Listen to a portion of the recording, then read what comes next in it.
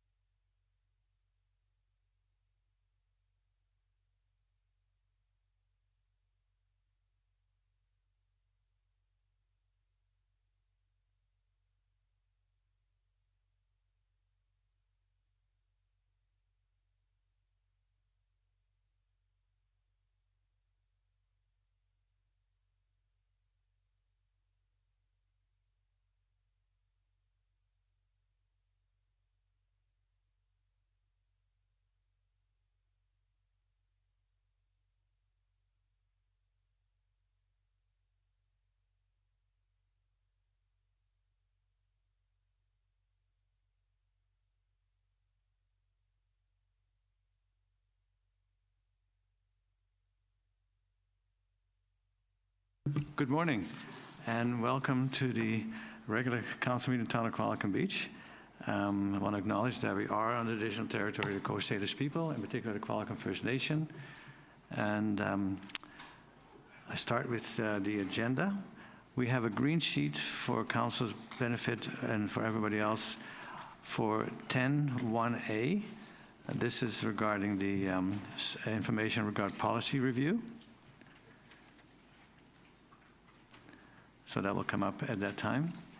Any other changes to the agenda? Then the agenda is adopted by consent. Then we have the consent agenda. So are there any items that council would like to pull out from the consent agenda? Councillor Harrison. There's several things, actually. So if just one question about fire, tree bylaw, point about permits, and one thing for the correspondence log. Okay, let's start with that. Okay. So just for the tree bylaw, something I mentioned to Mr. Hare, our financial officer. Obviously, I don't need a response now, but in our tree bylaw report, it does have the number of trees that are supposed to be removed, but there's also money that's supposed to be held for a period of 2 years from when you take down the tree, replace the tree, and then 2 years. There's a 2-year period basically to make sure the tree is okay. And I'm just wondering at a future meeting, not now, not putting anyone on the spot, but at a future meeting, we just, if there's a way to track how much money we're holding for that $2,000 or $1,500 fee or whatever the amount is. My apologies. I have the number wrong for the amount. But just at a future date, just because I didn't see it in any of the financial reporting as a separate line item anywhere. Yeah, there's no rush on that at all, if that's okay for Mr. Hare. Thank you, Your Worship. Through you to Councillor Harrison. We do track the security deposits payable in our system, and if it's council's, we don't report back on deposits payable as part of our quarterly reporting. However, it's council's wish, we can come back at a future meeting with the amount that is in that securities payable account. Well, I would think that as long as staff is tracking it, I think that will be fine. We trust you will keep track of that. Thank you. Next question is for fire, so I'm glad the chief is here. So just looking at the long-term trend, so you do have the change from previous quarter for the total number of on-call firefighters as 0. But I remember when we had an event several months prior, you sort of mentioned that there's not a huge number of recruits piling in. I'm wondering more about the long-term trend for the on-call members. Is that something that's stable? Is it something where we're going to need more recruitment in the future? So just sort of the long-term trend, where are we at? Just because it only tracks quarterly right now. Thank you. Through the mayor to Councillor Harrison. Yeah, so firefighter recruitment is an ongoing challenge. I don't think we're ever going to win that battle. Each year, if we bring in equal to what left, I'm pretty happy. But long-term would be to get our numbers above 30. So housing is one of our bigger challenges in workforce, but we have been stable over the last couple of years on our recruitment and members that are leaving. And then last thing for the correspondence log. Oh, sorry, second last thing for the correspondence log. There have been a few emails I've received because I'm the chair for the accessibility team. I was wondering, just through the chair to staff, do we have any sort of timeline for an accessibility committee meeting? Some of the members for the past several months have been very curious when the next meeting might be held. Thank you, Mayor Westbrook. As it stands right now, there aren't any items that council has referred to the committee, and so if council does have a specific item to refer, then we would hold that committee meeting.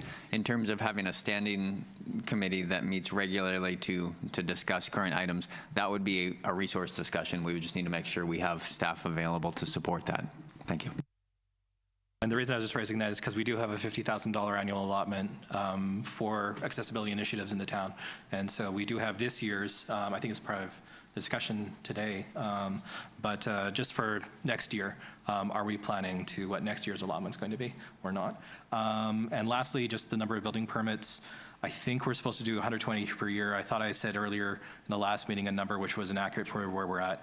We're at roughly 1/3. So it's 10 single family, 4 secondary suites, and 4 multifamily, I think, for the year, in the year to date for May. But we should be building roughly 12 units, I believe, per month from our building housing needs assessment, even though I have some issues with that assessment. That's a whole other issue. But just pointing out, we are roughly at 1/3 the rate for the total number of units we should be building. Thank you very much for your indulgence, Your Worship. No problem. So the rest of the consent agenda would be then adopted. Councillor Skipsey?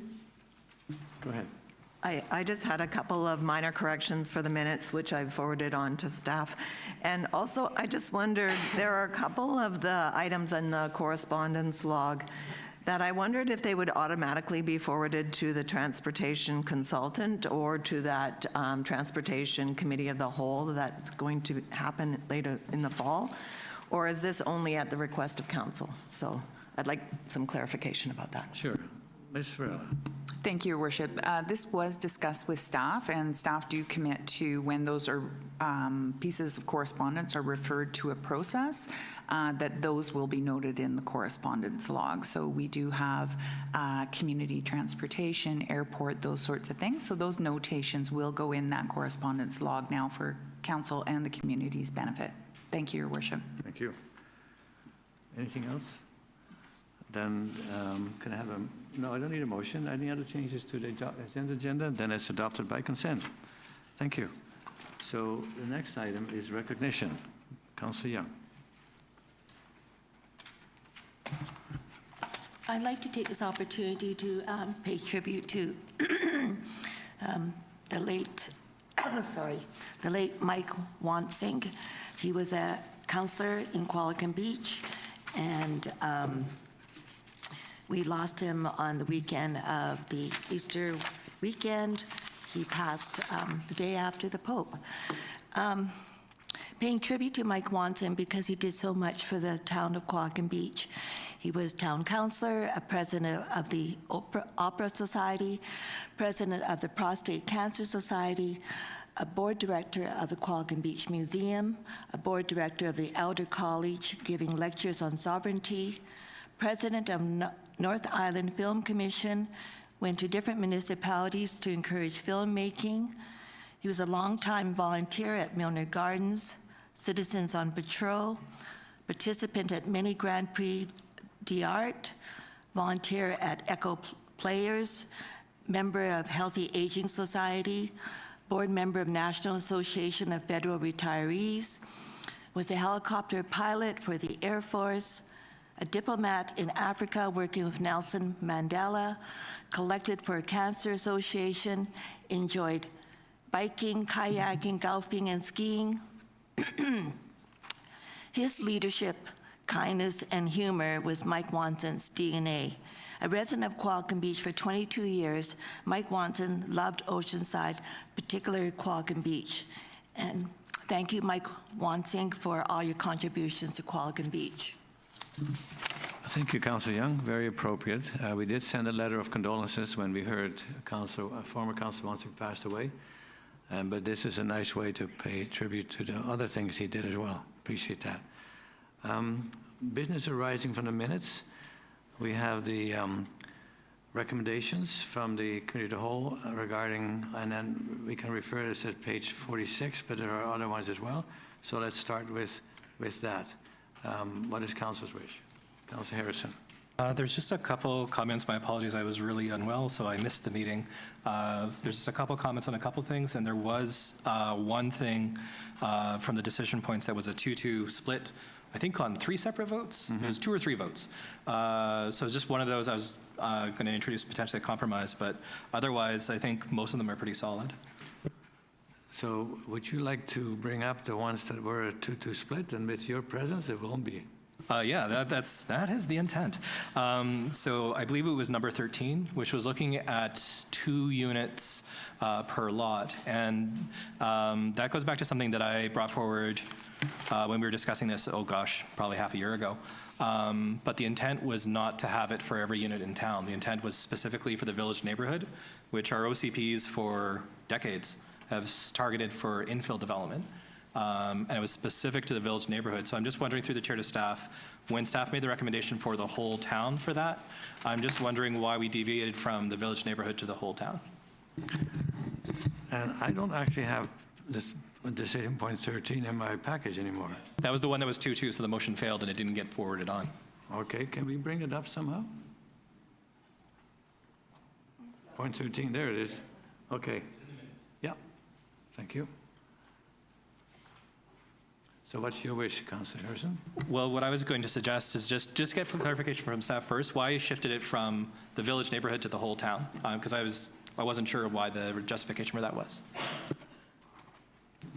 Mr. Sales. Yes, thank you. Through the chair to Councillor Harrison. The intention when you're looking at the village neighborhood would be to encourage suites, and from the discussion at the council table, council is also very supportive of suites, whether attached or detached, throughout the town. So the recommendation was that it be considered town-wide, but it could certainly be contracted to the village neighborhood if that's council's wish. Thank you.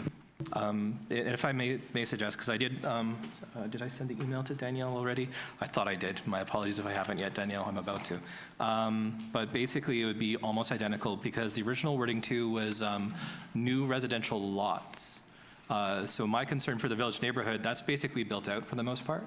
A lot of it is single-family homes. So if someone took a single-family home and wanted to replace it with another single-family home, would that be a new residential lot or not?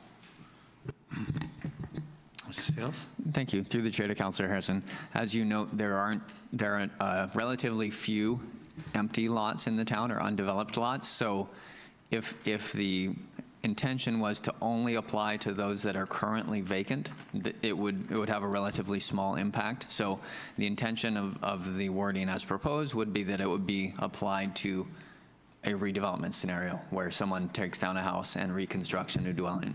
Okay. Just because the wording of the motion I was going to bring forward is almost identical to what staff had originally.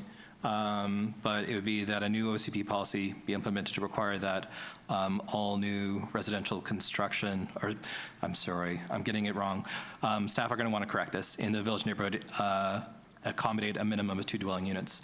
But staff should probably correct that because if you're doing like an addition, that's fine. You don't have to put in a new unit altogether. But if someone is tearing down a house and putting in a new house, then that would trigger the 2 units. So I'm just wondering, how can we maybe word that better?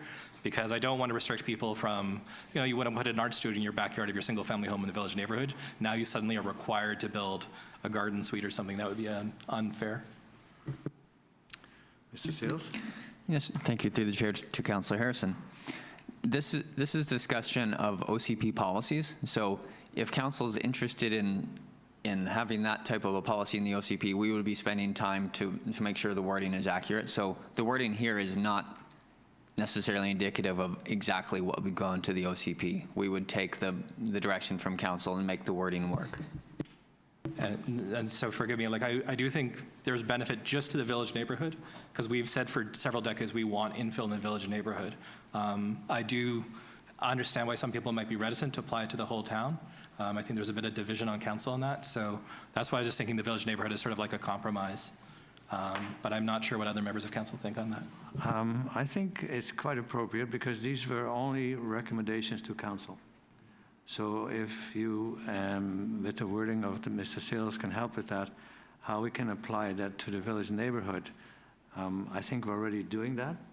We're seeing more than sometimes 2 units. There's one being built next to Angel Court, there's 4 units. So Mr. Sales, do we need to come up with a new wording of a policy that indicates this? Mr. Sales. Yes, thank you, Mayor Westbrook.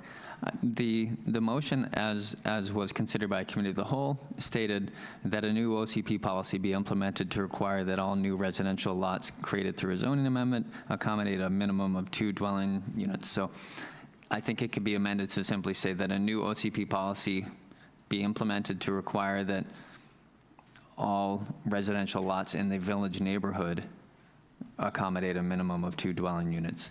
Thank you. And Ms. Svensson, did you get that? And that's the motion you'd like to make? Seconded? Also, thank you. Councillor Young, seconding discussion. Councillor Vander. Well, my thoughts towards this are the same as when we had our previous meeting. I don't know that we can say you have to build 2 units if someone doesn't want to. The provincial government, even though it has the new mandate, Bill 44, is saying you can build 4 units, but you don't have to. You can still build a single-family unit. So I think that we're on the right track in terms of encouraging gentle densification within the town and in the village neighborhood as well, included in that. But I don't know that I agree with saying you must do this. So that's my opinion on that. Just a bit of history.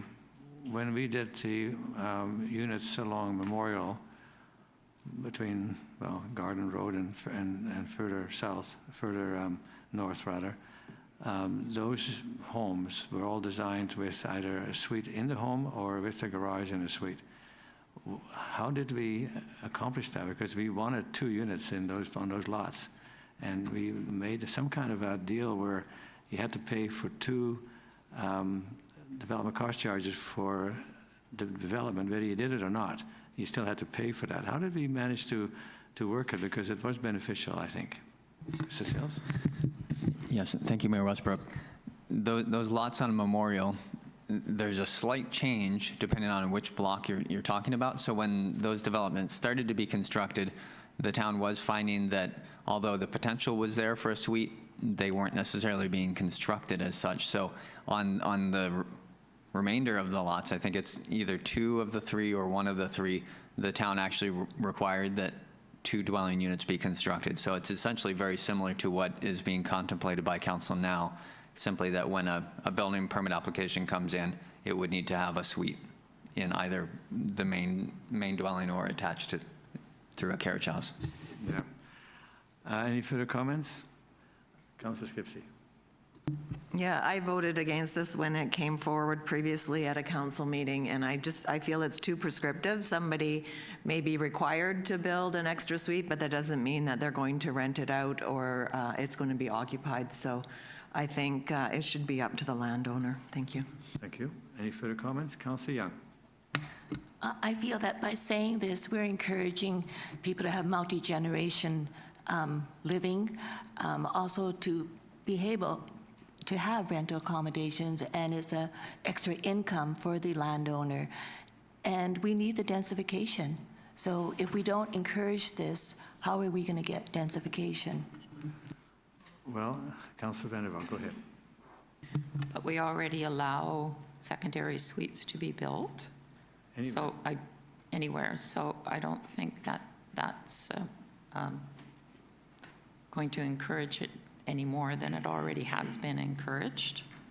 Okay, Councillor Harrison. Yeah, so the reason why I'm specifying the village neighborhood is because that's basically in walking distance to our downtown amenities. I do think to have it for every unit, to Councillor Vander and Councillor Skipsey's point, I think that's a bit prescriptive, although developers might not want to hear what I think about redeveloping large mansion in Eagle Crest and the number of development fees you're going to have to pay if I had my druthers. But I do think that this sort of dips our toe in that water. If you go back to some of the oldest zoning documents for the village neighborhood, back when it was first incorporated into the town, again, going all the way back to 1957, I remember finding that document in the 2018 OCP. I was looking, no, it's not the 2018 OCP. It's like 2006 or something like that OCP I was trying to find on the town's website, and I found the original 1957 zoning documents. And significant portions of the village neighborhood were zoned. There was a single-family residential zoning, and then there was a duplex zoning. And the majority of the village neighborhood was actually zoned duplex zoning in 1957, which is almost 70 years ago. So that is the original vision. If you want to talk about the original vision of Qualicum Beach, that was the original vision, which actually is, in my view, it's good planning, that you have a little bit more density walking distance. And the problem with not requiring that is that we are seeing some infill in the village neighborhood. It's happening. I'd like to see a little bit more gentle density, but we're still seeing some. But a wealthy individual cashing out of Vancouver from their $3 million home could buy a home where ideally you'd have smaller homes, a little bit more density, and instead just say, no, I want to build my very large single family home. We don't really have any restrictions on that. And then, oh well, and then that home is there for the next 50 years, basically, if not longer. So I just think that making it specific to one neighborhood, we'll also be able to see how it goes. And then if this is something where if either we're not seeing infill happening because we're being too restrictive, or it's creating some sort of negative thing, we can amend that in the future if need be. But I think this is sort of like dipping our toes in it, and if it works, great, and if it doesn't work, that's fine too. We can remove it at a later date. I've always kind of resist making people do stuff with their own property. And you're right, they could put a suite in and never rent it out. So I'd rather have encouragement than enforcement saying you have to build a secondary suite or a second home on your property. If this passes, it will show up at an OCP discussion later on. So we're going to hear more feedback. We had some that day, but we're going to hear more feedback. At that time, we were considering all over town. So now it's just village neighborhoods. I'm willing to support that, knowing that it will show up in a document when we have a more complete OCP package, and we can then assess whether we still want to proceed with that. So based on that, I will support the amendment. Further discussion, Councillor Vander Valk. So I'm wondering then, the way that it sits now in terms of we are encouraging people to build secondary suites, but they have to be rented. And that was the case as well with the properties on Memorial, I believe. So is the implication here then the same? That if somebody has to build 2 units, that one has to be a rental unit? Because right now, the village neighborhood, with the R2 zoning, they could build 4 strata titles, right? 4 separate titles on the units. So are we suggesting then people have to build 2 units and they have to be strata titled units, separate strata title units? I think we're getting into a whole can of worms by saying you have to build 2 units. And if people don't want to rent it out, then... The way you asked the question, you're almost answering your own question. I don't think we have the power to tell people you have to rent out your suite. So no, that can't happen. We're not that kind of country. So we encourage people. I think that's great, and that's why I support the discussion on it. But I take a dim view on us making people building a secondary suite, putting a secondary home on their property. I just don't feel that that's appropriate. That's just my personal feeling. But I'm willing to listen to the public when this comes back as a part of an OCP review. Councillor Harrison. Yeah, and I do think it's fair that I would like to hear from the public as well on this, because it is something that is it's not the hugest imposition in my view, but it's something that we should get feedback on. But terribly sorry, I'm coughing and losing my train of thought. I also think too, I'd go back to the building report for this month, where we have 10 single-family homes, 4 secondary suites, and 4 multifamily. So currently, the majority of new construction in Qualicum Beach is single-family, and if we want to have a little bit more of suites as opposed to single-family, I just think is a small part of town, which is always supposed to be denser. Yeah. That's where you be a little bit hard-headed. Yeah, a little bit more forward, let's say. All right. Are you ready for the question? All in favor? Opposed? Councillor Skipsey, Councillor Vander Valk opposed. Motion carries. Thank you. Were there other ones you wanted to discuss? Just one other thing that I wanted to talk about, a potential amendment, which is decision point number 3. And more broadly for 5, just either of these. Actually, there's more 5, sorry, my apologies. But it's about town boundary expansion. And the reason I want to talk about number 5 is that we have, if there's a significant ecological or community benefit, I believe is the current wording. I don't know if staff feel this is already included in significant community benefit, but I was thinking if you think of like, say, the lands behind the fire hall going towards the overpass, if one day we needed to build a police detachment there, or some sort of medical facility there, it'd be a great location because it's so close to the highway and it's easy access for the whole region. So I was just thinking, if we are also looking at institutional uses, would that also be under significant community benefit? Just a question through the chair to staff. If institutional is already captured in that, then we don't need to amend anything. Mr. Seals. Yes, thank you, through the chair to Councillor Harrison. So an institutional benefit like that could certainly be considered as a community benefit.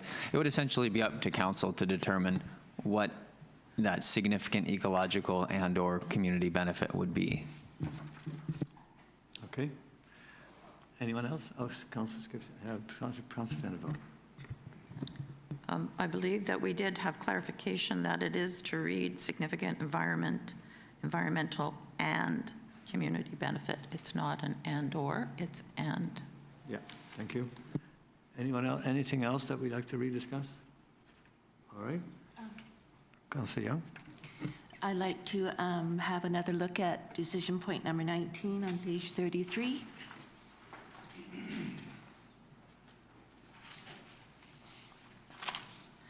That the motion on the OCP as a guidance document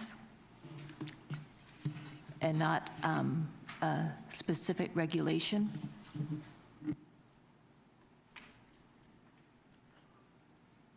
And what is your wish? I'd like to have another vote on it now that we have full house here. Okay, so which motion are you referring to? Councillor Young, Mayor Westbrook, second, the committee of the whole recommends it's on the screen. Number 19. So you want to make that motion again? No.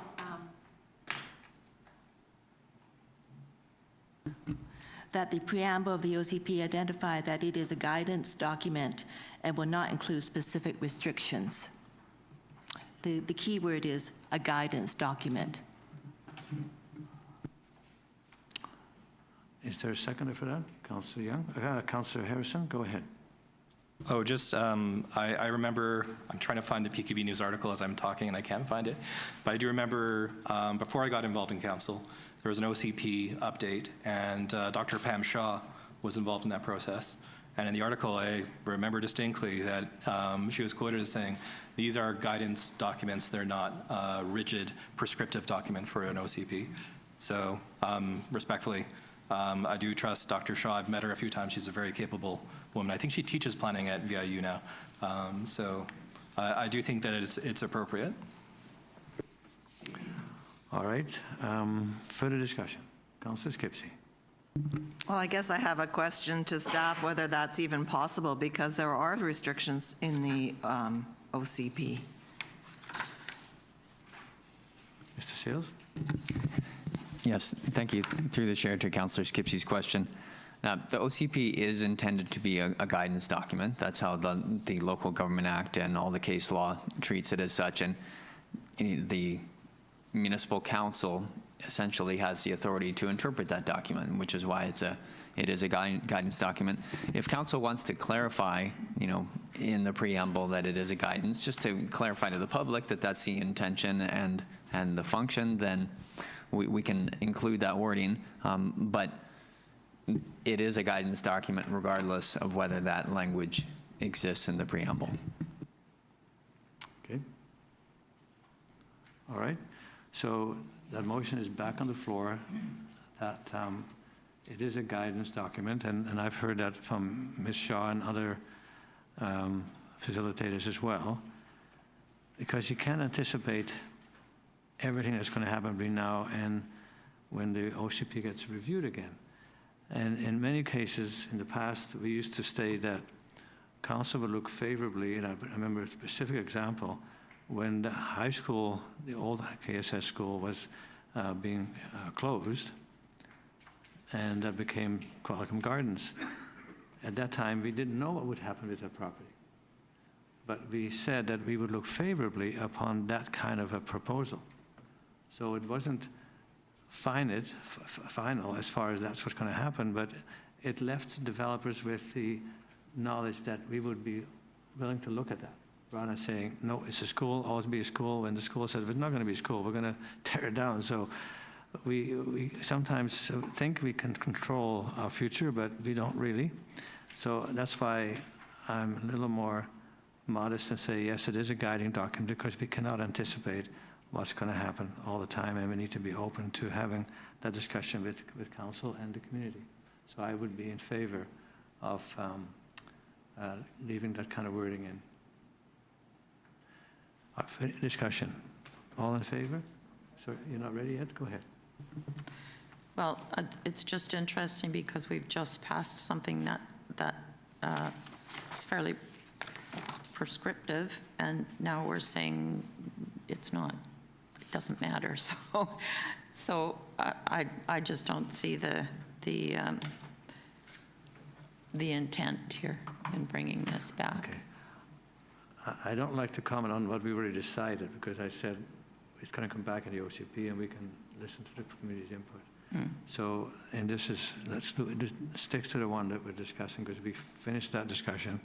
This one here, I am personally open to having that kind of wording in, because planning, you can only plan what you know, and we don't always know what's going to happen next year, let alone 5 years from now. Mr. Seals?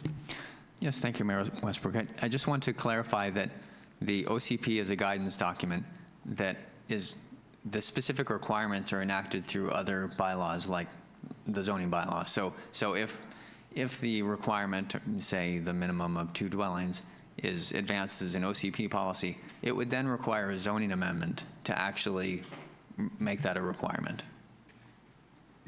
All right. Further discussion. All in favor? Councillor opposed? Councillor Skipsey, Councillor Vander opposed. Motion carries. Now, I've got a note here saying that we have to vote on each one. Will you now take the whole package of all the recommendations? Ms. Swenson? Thank you, Your Worship. You can take them if council is agreeable to the points that are on pages 46 through 48. Yeah. But they are all recommendations from committee of the whole. But if council's willing to take them all as one, we can take them Yeah. as one. Plus the one that we just amended. That was an addition from the minutes. That was Yeah. 19. Yes, not Okay. on these pages. Okay. So we can take them all at once. All you, Councillor Skipsey, Councillor Vander discussion. Councillor Vander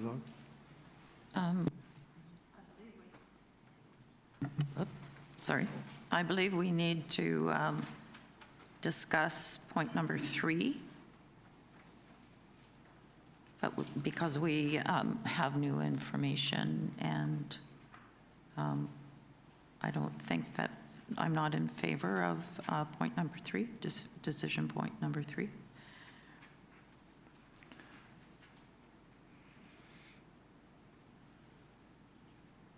Yeah, we were looking for information, and we did receive that in a closed session. Perhaps we can share what we can with the community. Go ahead. Thank you, Mayor Westbrook. All I would add to that is that at the time that council considered this in the committee of the whole meeting, there were details about potential amenity contributions that could have been considered as that significant community benefit. Council has received that confidential information in a closed session, and so you could advance with a decision either way at this time. We can't disclose any details about what the actual lands or benefits were. Thank you. So I'm looking at page 47, decision point 3 on page 47 in your package. 46, yeah. Right? 46 on my package, yes. Oh, sorry, 46. Well, my glasses need adjusting. Okay, so page 46, decision point 3, and that'll be deferred to. So that's today. What is your motion, Councillor Skipsey, Councillor Vander? That we not go, my motion is that we not go ahead with this recommendation. Okay, and that's seconded. Councillor Skipsey, discussion. Councillor Harrison.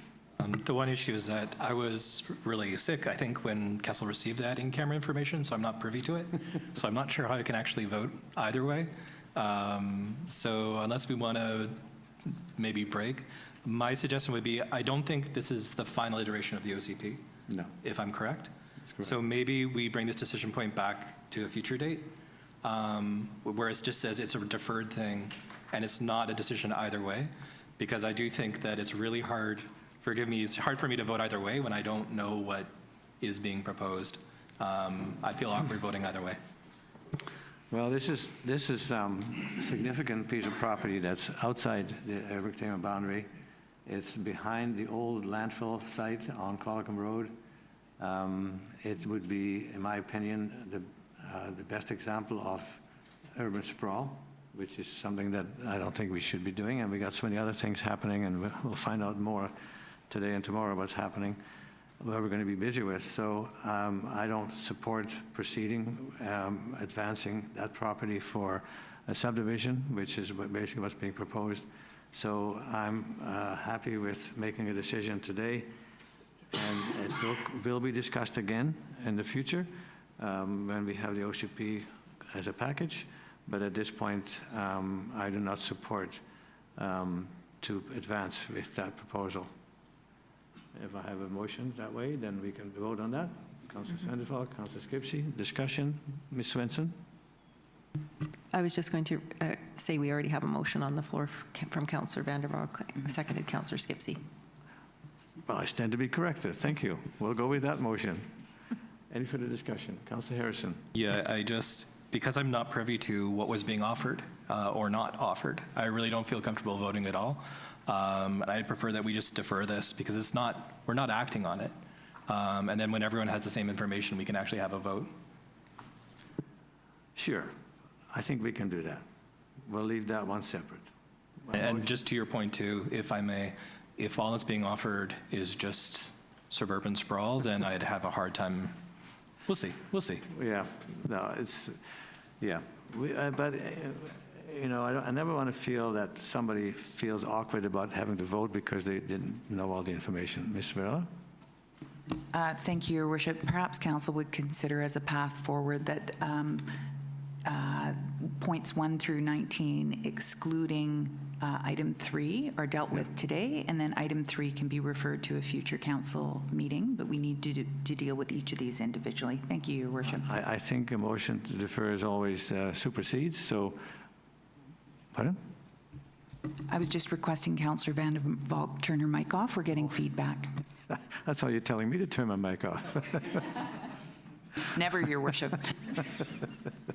It's quite all right. So I think a motion to defer this supersedes anything else, so we'll defer decision. So I just make a motion to defer item number 3 only. Yeah, only, yep. And there was a second, I'll second that. Discussion? All in favor? Motion to defer passes. Now a motion to proceed with decision point 1 to 19, except point number 3. Could I have a motion to that effect? Councillor Skipsey? Is that the one we already have? Okay, Councillor Skipsey, you ready to vote? Are you voting already? Okay. All in favor? Opposed? Carried. Thank you.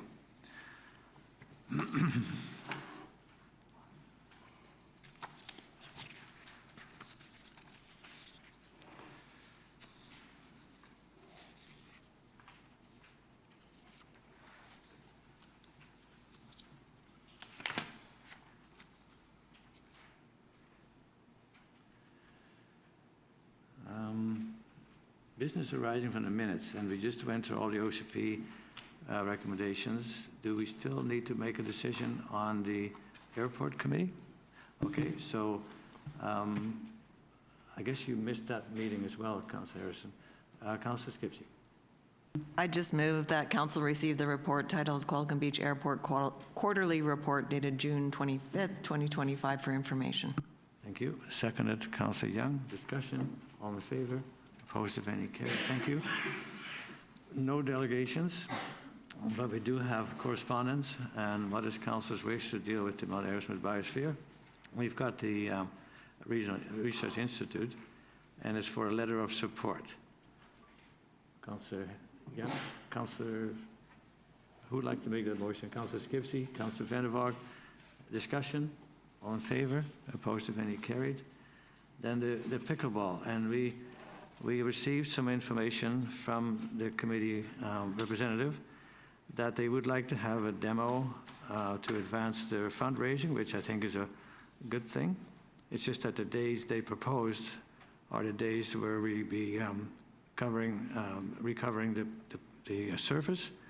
So I think what we need to do, and I can make that motion, is that we accommodate the request from the pickleball club to have a demo day at the tennis courts, but on the days to be announced, and we have to work out the dates. But at this point, it has to be outside the August 15 deadline.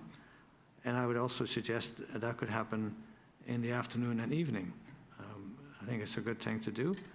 So that's my motion, to accommodate the request, but on different dates. Councillor Skipsey, Councillor Vander, discussion. Councillor Harrison. I just recommend too that they reach out. I know they're probably in contact. I think they're one or two of their board members double times with the Arrowsmith Tennis Club, but just make sure that there's no two events scheduled at the same time. And I know there's some reps from the pickleball, and I think everybody understands that we have to work together to make this successful. So that's my motion. Ms. Swenson, did you get that motion? All in favor? Opposed, if any, carried. Thank you. And then the second reading of the Talc Beach Downtown Development Cost Charges Reduction Bylaw. Sales, any comments? Thank you, Mayor Westbrook. The bylaw in your package today is the same as it was considered by council at the previous meeting. So essentially, it eliminates some of the reductions that council had expressed concerns about. Thank you. Thank you. For second reading, Councillor Skipsey, Councillor Young, discussion, Councillor Skipsey, and then Councillor Harrison. Thank you. Well, I'm just glad that we've had some time to ponder the changes of the bylaw, because from what I see around town, there is not an excess of commercial space, so I don't feel that building commercial space with residential above is a hardship, at least not at this point in time. So therefore, I would like to move to strike III, the commercial exemption as well. So I would like to amend it by striking that.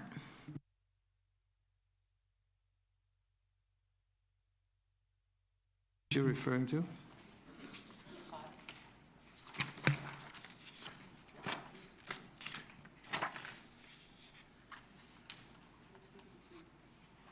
$65? Nope. Your worship, Yes. if you could see page 53, please. 54.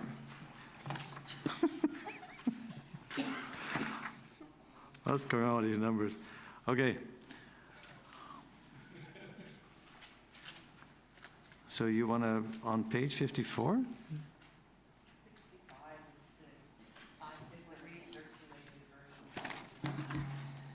65, your worship, is the recirculated version. Our apologies. Okay. Staff could move to that page. Thank you.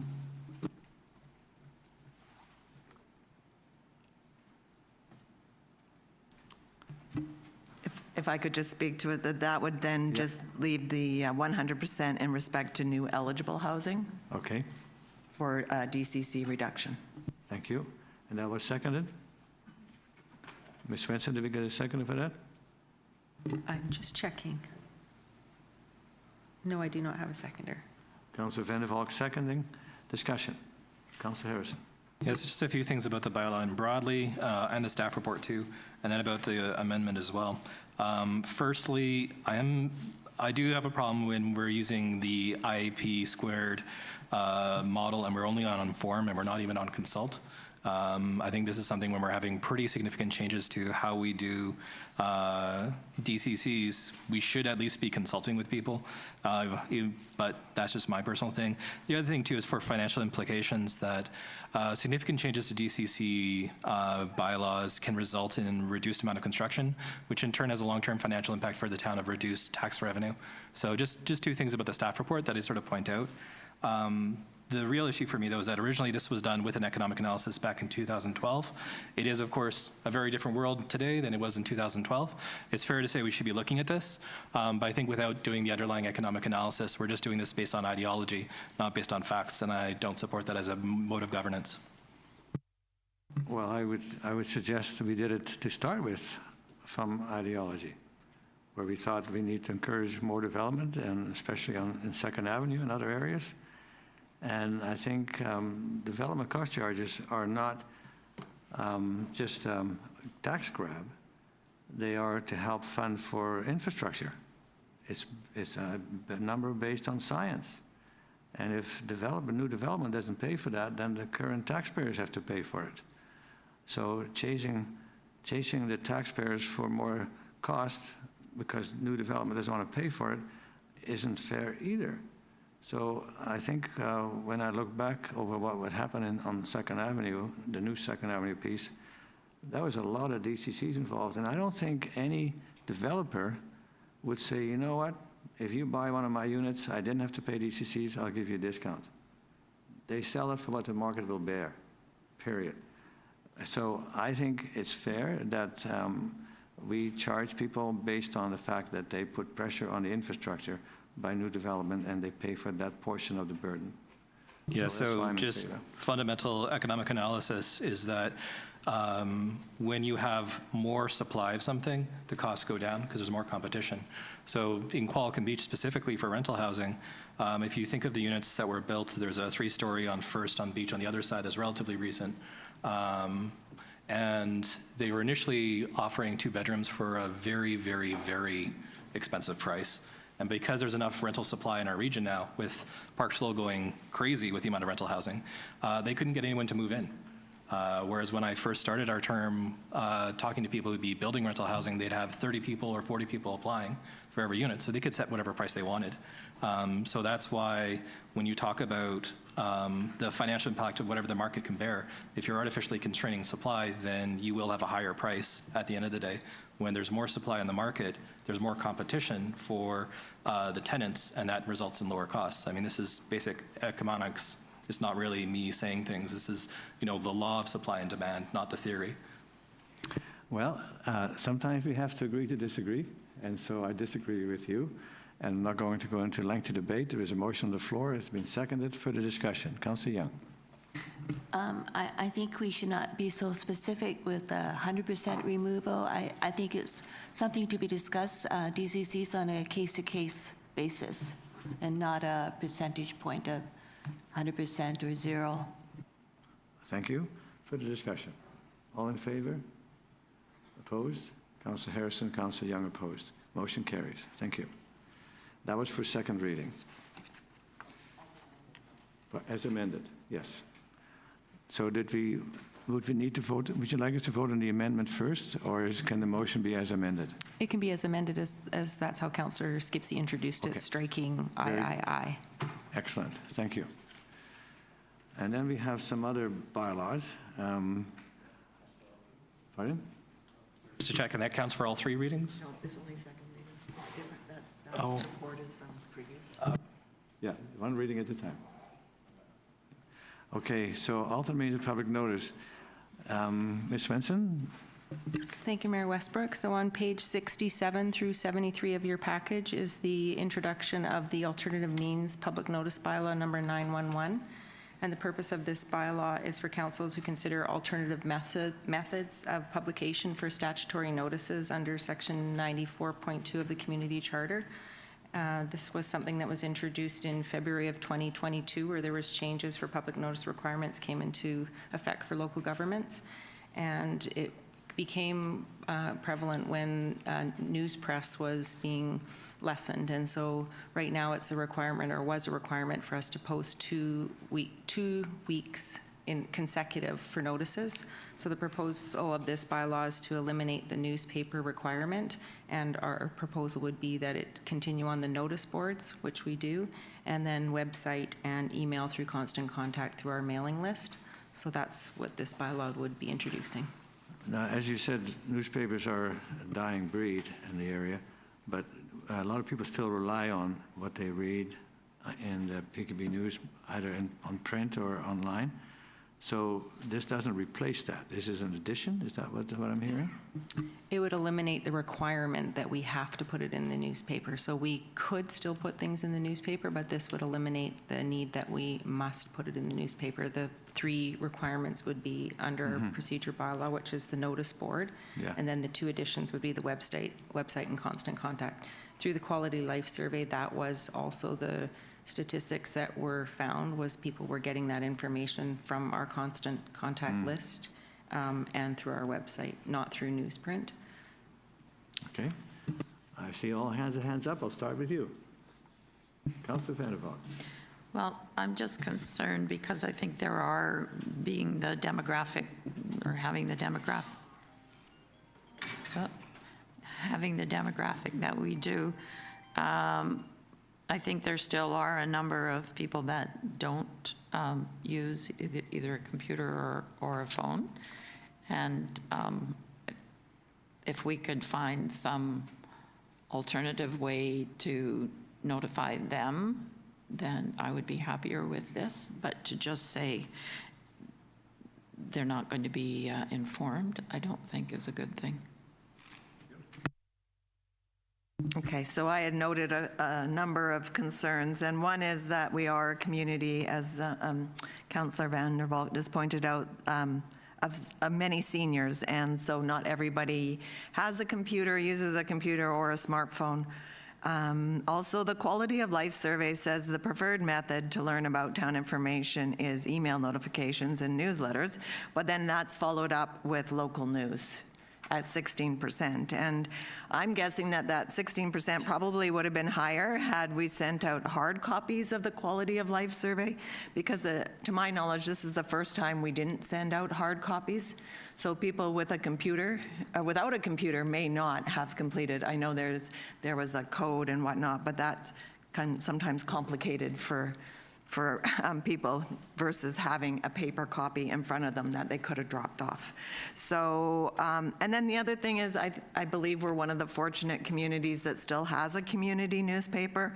So I'm concerned about taking away that revenue. So if we can do some kind of hybrid where it's not a requirement, but we're still doing it, then I would be supportive of it. I think staff indicated that that is the plan. The other reason I'd strongly support this is that we don't control if the newspaper goes out of business. If they go out of business, suddenly we are not able to meet our statutory requirements of notice, and that puts a real damper on our ability to do literally anything, because we can't do any rezonings because we haven't notified in the newspaper because there is no newspaper.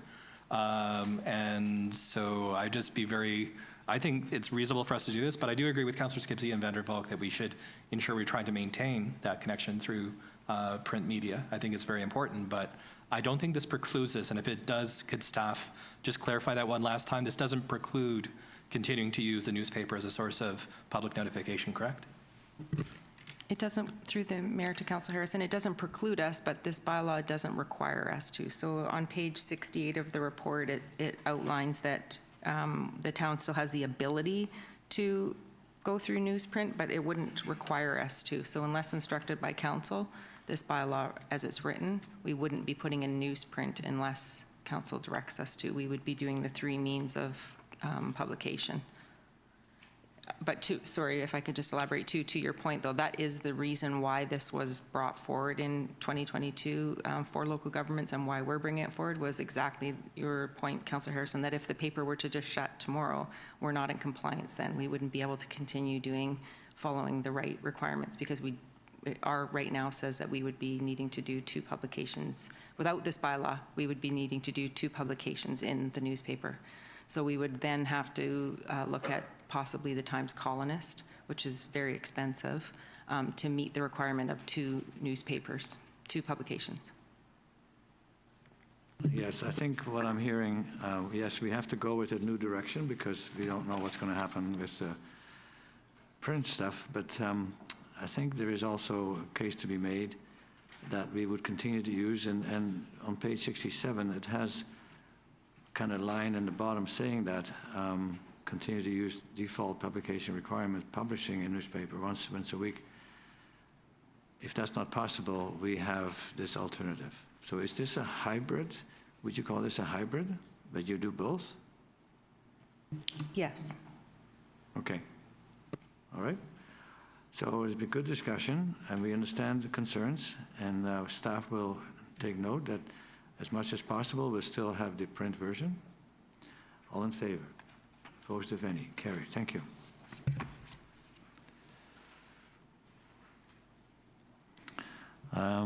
General government, I put in my report.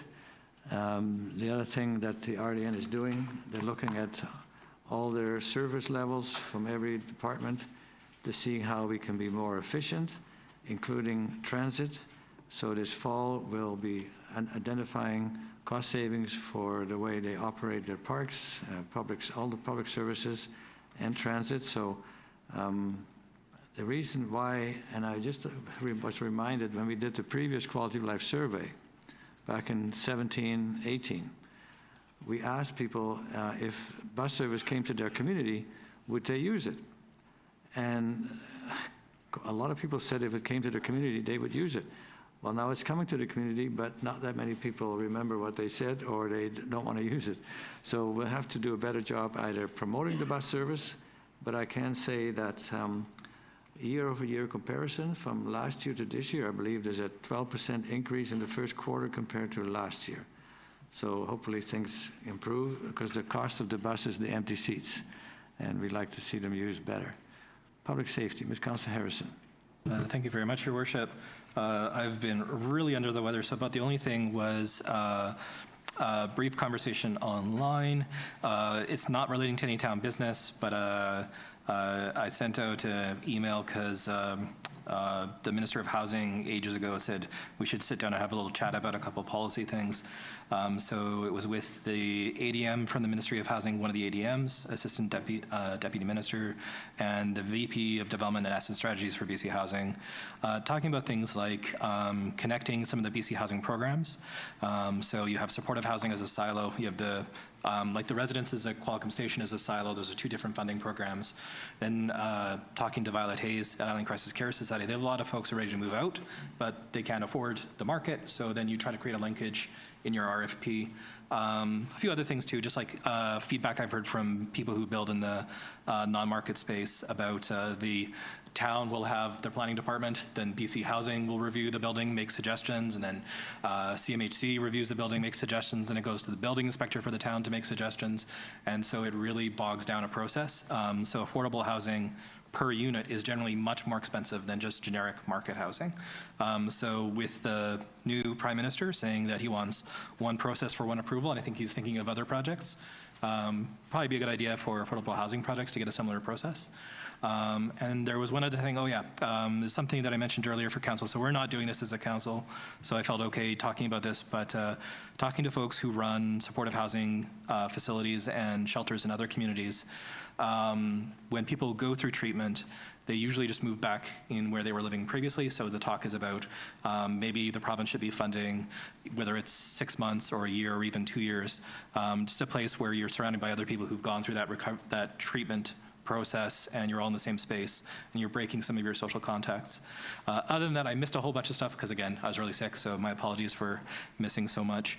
There was a couple other comments but about the OCP planning process, but I don't want to bog down the meeting, so I'll just move on to the next councillor. Thank you, Councillor Harrison. Councillor Skipsey. Thank you. My report is in the agenda, but I would like to elaborate on one of the items, and that was the student strike for the climate. So I would like to acknowledge and congratulate that Tegan received the Governor General's Academic Medal for the highest academic achievement in the graduating class. So that is quite an honor, I think, to be recognized in that way. So I'd like to say congratulations to her, and we'll be watching as to what comes next for her. I think a letter from the town to acknowledge that would be appropriate. So Okay, I would move that. thank you, and I'll second it. Discussion, all in favor? Opposed, carried. Thank you. And then I also wanted to talk a little bit about Clean BC, because Tegan and her fellow students had made a couple of presentations to council over the years asking us to lower our greenhouse gas emissions, and the sooner the better. And I'm not sure who's aware, but the provincial government is having an independent review currently done of their Clean BC plan. And I understand they're looking for input from individuals, stakeholders, and local governments on the programs and policies meant to cut greenhouse gas emissions and help enable BC to meet our climate targets. So it's my understanding that local governments and individuals have until August the 1st to provide written comment. And from what I've read, the provincial government target for the end of 2025 was to cut greenhouse gas emissions, the 2007 rate, by 16%. And my understanding is we're looking at more like 2.6%. So we're falling very short, and I think maybe that's why they're revisiting this plan. I'm not aware of the town receiving any correspondence about this and asking us to participate in the survey, but I really think with the heat domes and the floods and the wildfires and droughts, there's huge impacts and huge costs, And I'm not sure why this isn't our number one priority, but I would like to encourage individuals to take the time to provide their input by August 1st, and that's available online. And I think given the timeline and staff's current workload, there's no way I could ask our town to make a submission, but a little disappointing, and I'll leave it at that. Thank you, Councillor Skipsey. Councillor Vander. Thank you. My report is also, written report is in the agenda. There were a couple of events that I attended that I forgot to mention, but I was there. So one was for the hospice, and it was celebrating their 30th or 35th anniversary, and their new addition, which is quite lovely and quite helpful to them. And just wanted to make people aware that the hospice is there, and they not donate, but they lend out all sorts of equipment that people might need at no charge.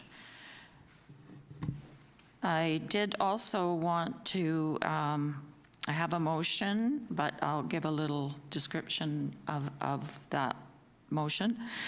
In 2023, I reported to council that one of our residents, Murray Chandler, was interested in making available for public use a piece of specialized equipment called the Trail Rider, which enables those with accessibility issues to be able to enjoy our beautiful trails.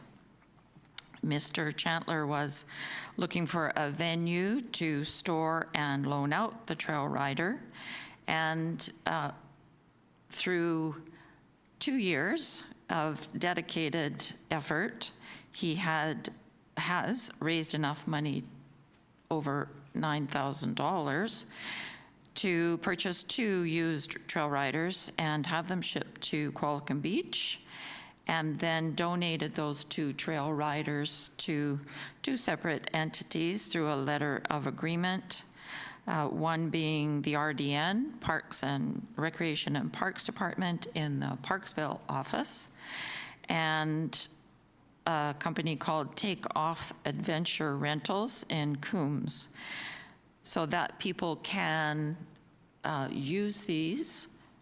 They're loaned out for only $10 a day. And I've included, our staff has included for me, under the notice of motion on page 3, that the bookings can be made through the Regional District of Nanaimo Recreation and Parks on Spring Hill Road, or through Takeoff Adventure Rentals on Alberni Highway. So given the amount of time and effort and care that Mr.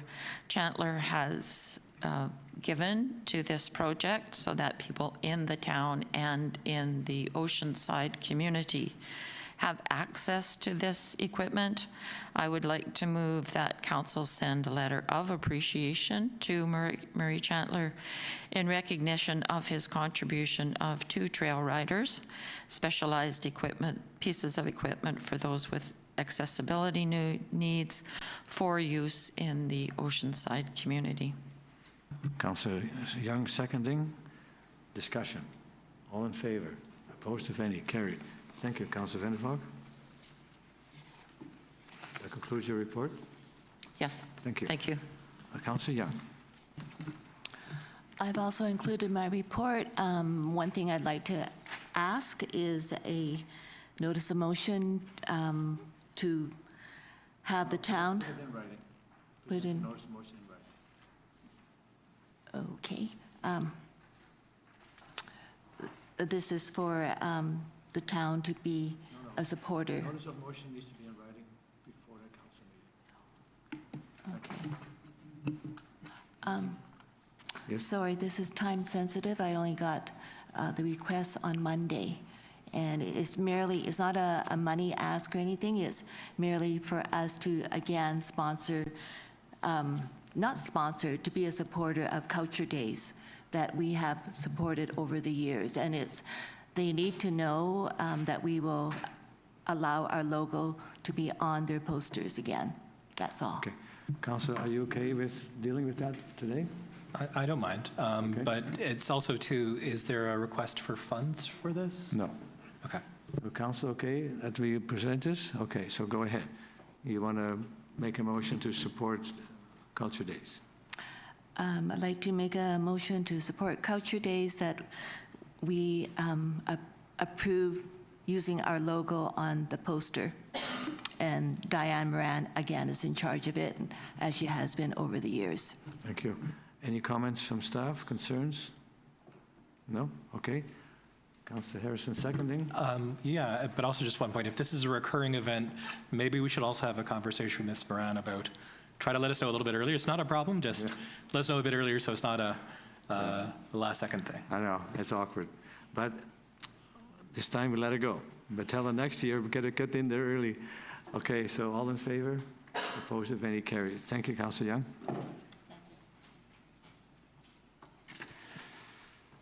Corporate Services. And then we have the green sheet that was given to us earlier.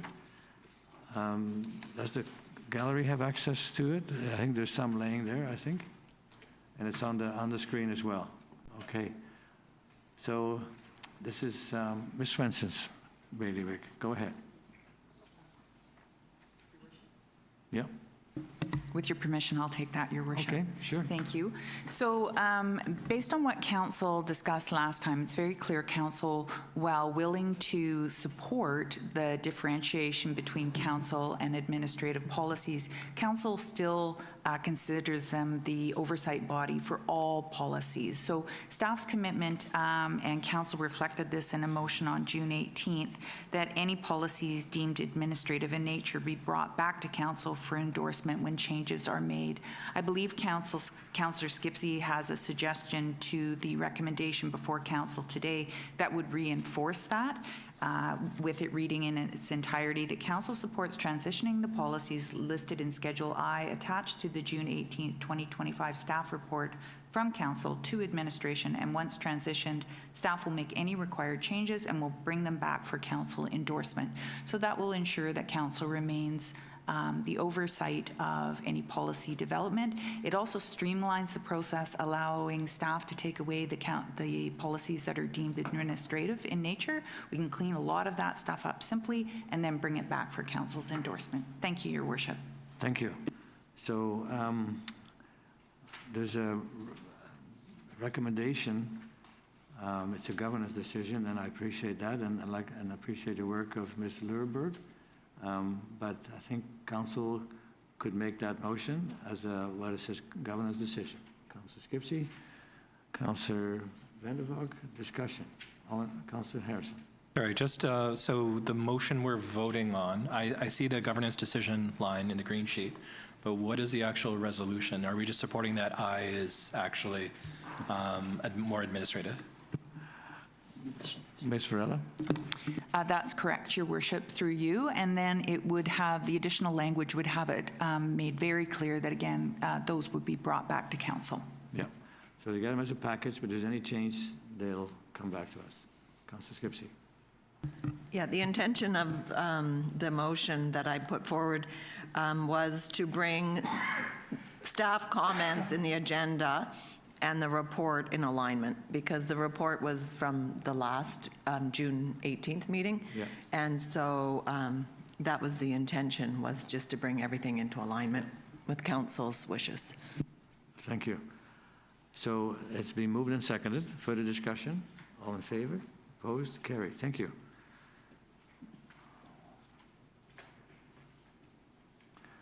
Is there anything else we need to decide on that policy change? Are you okay with that? Then visual identity refresh, and Councillor Harrison, when you weren't here, we discussed it, but I could sense it would be a tie vote. So I thought we should defer until we have a full council, because I think it would have been 2 opposed and 2 in favor potentially at that time. So the motion can be put back on the table, and we'll discuss it and vote on it accordingly. So if someone would like to make that motion?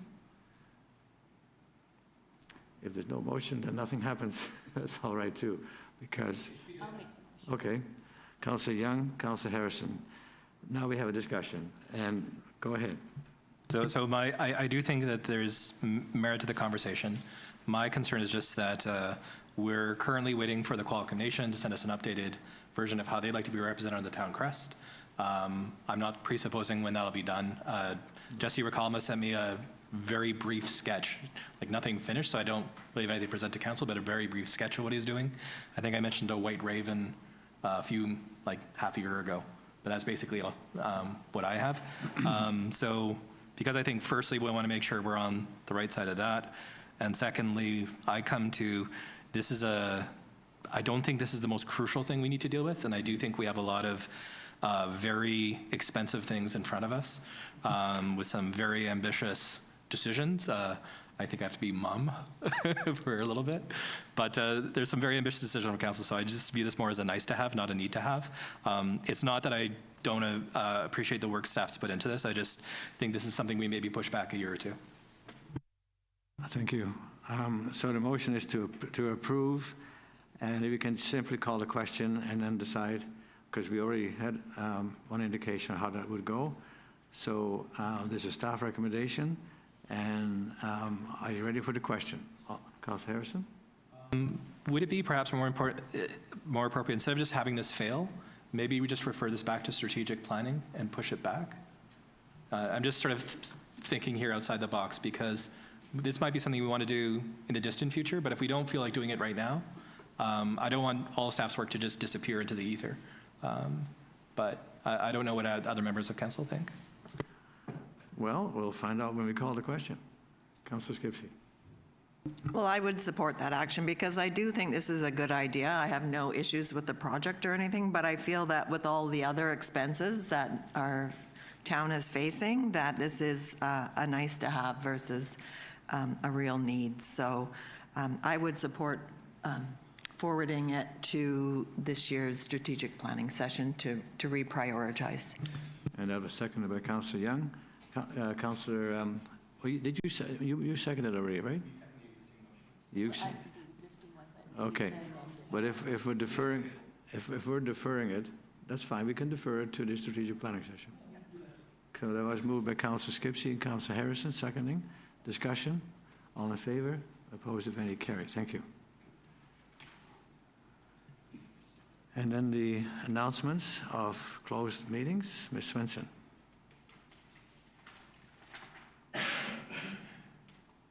Sir, Your Worship, we had one other item. Oh, no, you're correct. That's just there for information and a resolution that Council authorizes staff to issue the draft joint press release dated April 16th between the Town of Qualicum Beach and School District 69, including any minor amendments. We've done that already, so that's just announcing to the public that that's been done. Good, thank you. And I know a lot of people are waiting with bated breath what's going to happen with Eagle Crest. Well, you'll have to stand down for another day. It may happen tonight or else tomorrow, where we make an official announcement of what the future of, perhaps the future of Eagle Crest Golf Course is all about. But we can't release that right now.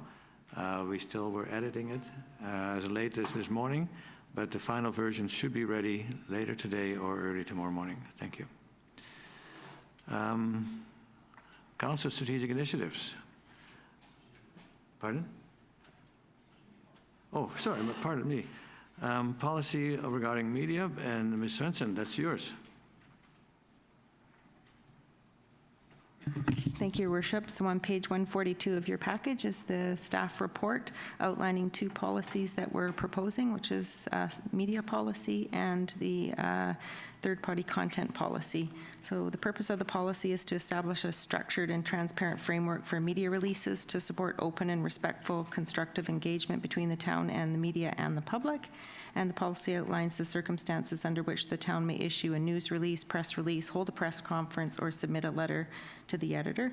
And the purpose of policy 30026 is to outline the town's approach for managing social media content to ensure the town's social media spaces are welcoming, informative, and respectful for all users.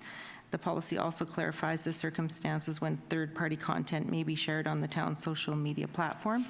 And we do receive often requests through council and just generally through the public to advertise on the town's website, on our social media. And so these policies will help clarify when and where we can assist for those third-party. Any questions, comments? Councillor Skipsey? Well, I thank staff for a well-written and well-laid-out policies. My only question was on page 147, where it gets into talking about council and committee members, I guess, sharing on social media. And it talks about personal social media accounts, et cetera, and it refers to the Town of Qualicum Beach social media and third-party content. But I wonder, there's also quite a bit of language around this in our code of conduct, council's code of conduct, and I wondered if that document should also be referenced, because there's definitely overlap. Thank you. Ms. Svensson? Thank you, Mayor Westbrook. Through to Councillor Skipsey. Staff could certainly look at that and see if that was something that we feel could be added. All right. If you'd like to defer this to a future council meeting and make that part of the policy, we can defer it. Councillor Harrison? Well, I think it would just be a parenthetical insertion, like see Code of Conduct, page X, right? Like, I don't think it changes the policy in any way substantially. Because I think to Councillor Skipsey's point, she's saying that they're kind of the same. Because my understanding of sorry, it's been a while since we did our Code of Conduct, but I do think that the language is identical in our Code of Conduct. So I don't know if we need to just have an amendment saying that ensuring consistency with the Code of Conduct for that one section, to Councillor Skipsey's point, right? But I don't know if we need to really defer this decision, because I think the policy is solid. So I don't know if we need to delay it. Ms. Svensson? Thank you, Mayor Westbrook. It does, on page 149, it does reference that we do use the council code of conduct. So I'm not sure if it needs to be referenced as well there. It is the code of conduct is used as a reference guide for this policy.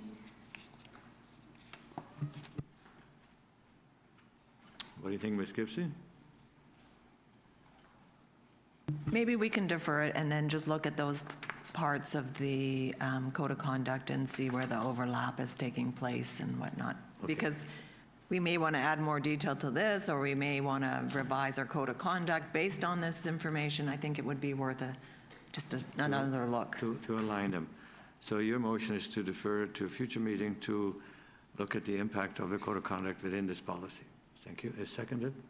Councillor Vander, seconding. Discussion. Councillor Harrison. I just like 2 seconds to say it's a sad world where social media is so important. I wish we didn't have to do this, but we do, so be it. Thank you. So a motion to defer, Ms. Vincent? Sorry to interrupt. I just got a note from Ms. Lureberg, because she did draft this report. She did pull the language direct from the code of conduct. So I don't know if there's something specific that you're not to put you on the spot, but if there's something that your feeling's missing, because this language is direct from the code of conduct. Well, my recollection was that it went into a bit more detail. Maybe, perhaps it didn't, but I just want to make sure that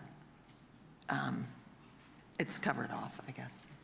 Ms. Lureberg, would you like to speak to that? Thank you. Through the mayor to Councillor Skipsey.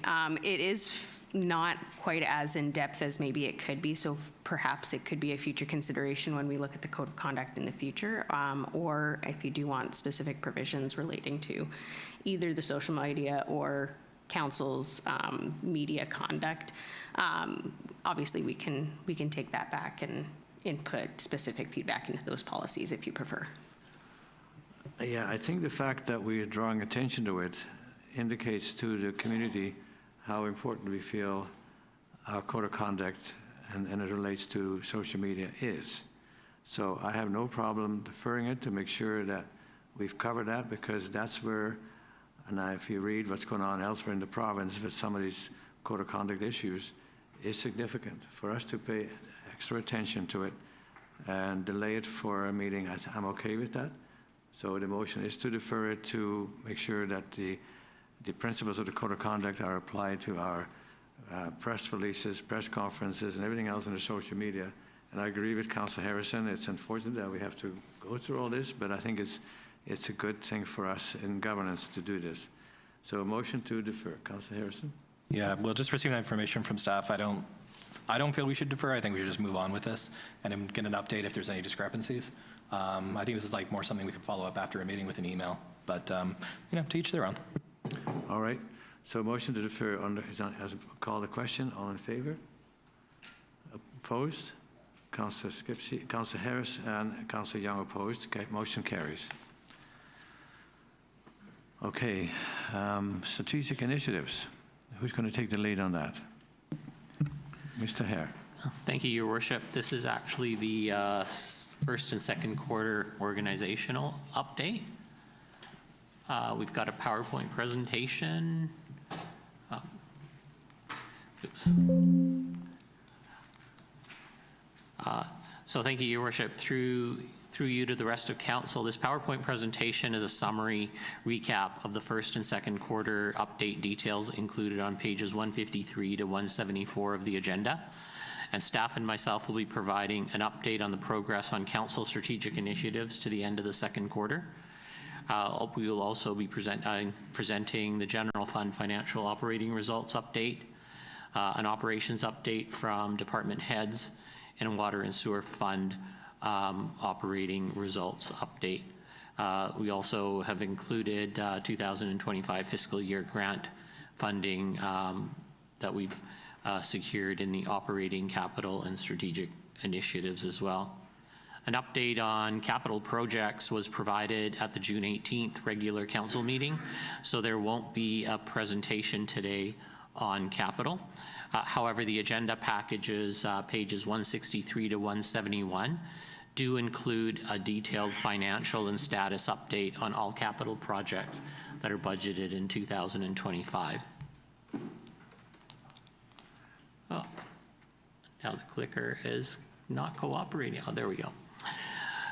So the strategic initiatives approved for council for 2025 fall within one of the 6 focus areas, being housing, good governance, economic prosperity, community health, well-being, climate action, and progressive infrastructure. There are a total of 27 strategic initiatives with a total budget of $924,000 in fiscal 2025. As of quarter 2, 18 are in progress, 6 are complete, and 3 are yet to be commenced, have not been started. So the table on this slide provides a breakdown of the number of initiatives budgeted and progress status in each focus area. I won't go through all of them, but for example, there are 9 initiatives in good governance, with 7 in progress, 1 complete, and 1 not yet started in quarter 2. And then we have slides for each focus area, and I'll talk about basically the initiatives within each focus area. So in good governance, I'll just go over the highlights. The target completion for progress for initiatives that are in progress range from Q3 2025 to Q1 2026, and progress on initiatives ranges from 5% complete to 90% complete here. A detailed description along with a narrative of progress on each initiative is included on page 157 of the agenda for good governance. And then in the community health well-being area, there are 3 initiatives approved in this focus area for fiscal 2025. Community volunteerism is subject to discretionary council decision-making as related to community volunteer initiatives. No expenditures have been authorized to date for 2025 on this initiative. The OCP Quality of Life Survey was completed in Q1, and a report and summary of the results were reviewed with council and are available on the town's website. The Qualicum Commons Strategic Initiative was approved subject to approval of the strategic plan and the 2024 to 29 financial plan. As such, there is currently no budget allocation assigned to this initiative. A budget will be allocated to this initiative in the fall financial plan amendment subject to council decision making. In the climate action focus area, there are 5 strategic initiatives budgeted for the fiscal year 2025. The corporate emissions report is complete and was used to apply for the GHG audit initiative, for which an RFP was awarded in Q2. and work on the GHG initiative is currently in progress. Staff will be requesting that work on the tree bylaw update be deferred to a future year, and this request will be made at a future meeting of council, targeting the September council meeting. Climate action, community and outreach and support work is ongoing. A number of events have taken place during the year, including a talk on climate change from the Pacific Climate Impacts Consortium in April, a marine debris survey along the shoreline to raise awareness about ocean health, and a town organized event in April, the Mendip Fair.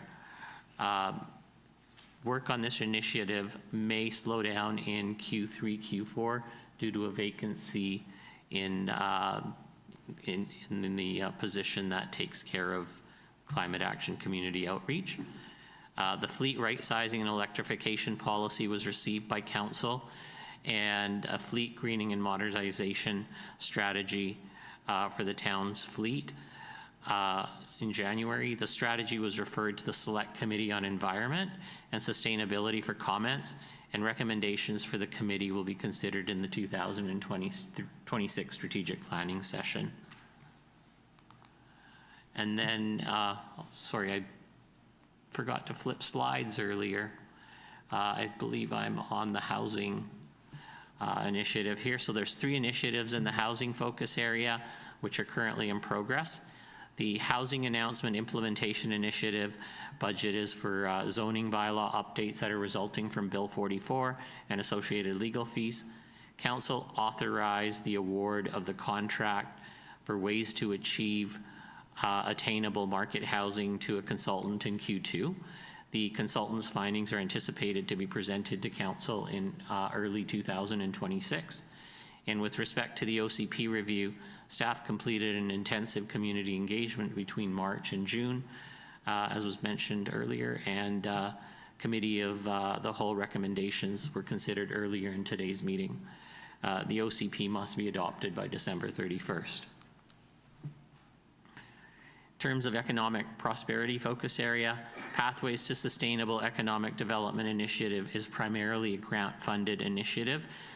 Council authorized award of the RFP for this project in Q2.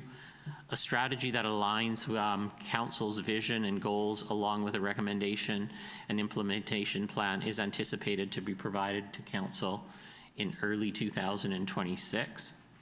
Council also approved a special event sponsorship policy in May 2025. The policy provides a framework to provide financial support to nonprofit community organizations when staging special events in the town. The Tourism and Small Business Promotion Initiative funding has been allocated to support the special events sponsorship policy. The wayfinding signage Phase 1 initiative is not anticipated to progress in 2025, and staff recommend that the timing of this scope, timing and scope of this initiative be revisited as part of the 2026 strategic planning process. In terms of progressive infrastructure, the progressive infrastructure focus area, the reconfiguration of the railway crossing controls and BC Hydrolight initiatives are complete as of Q2. The AVICC and UBCM approved a resolution to lobby Transport Canada for the amendment of legislation, including grade crossings regulation, to have railway maintenance traffic come to a stop at roadway intersections of inactive railway crossings and to remove stop signs for vehicular traffic. A detailed report on BC's Hydro response to Streetlight information management submissions and their review of the E2 electrical engineering review of the 25 recurring hydro streetlight complaints is also included as a subsequent item in today's agenda. Sorry for the interruption, but Mr. Rella had a comment to make regarding the stop signs at the railway streets. Yes, thank you, Your Worship. So that item did go to AVICC, as the Director mentioned, but it's actually will be a motion to be considered at UBCM this September. So it hasn't been considered by UBCM yet. So just a point of clarification, Your Worship. Thank you. Please proceed, Mr. Ray. Thank you. Work on implementing and operationalizing the asset management strategy and plan and the Harlech Parking Road parking design is in early stages and anticipated to progress further in Q3 and Q4. And that's a summary on the strategic initiatives. And we're going to move over to the general fund operating statement, which is included on agenda page 172. So it's broken into 2 slides in this presentation. So the first slide is on revenues. So budgeted operating revenues for the general fund are just shy of $26 million. With the exception of government grant revenues, revenues are anticipated to be on budget at year end, and variances from budget at this time are a result of primarily timing differences of when revenue is recognized.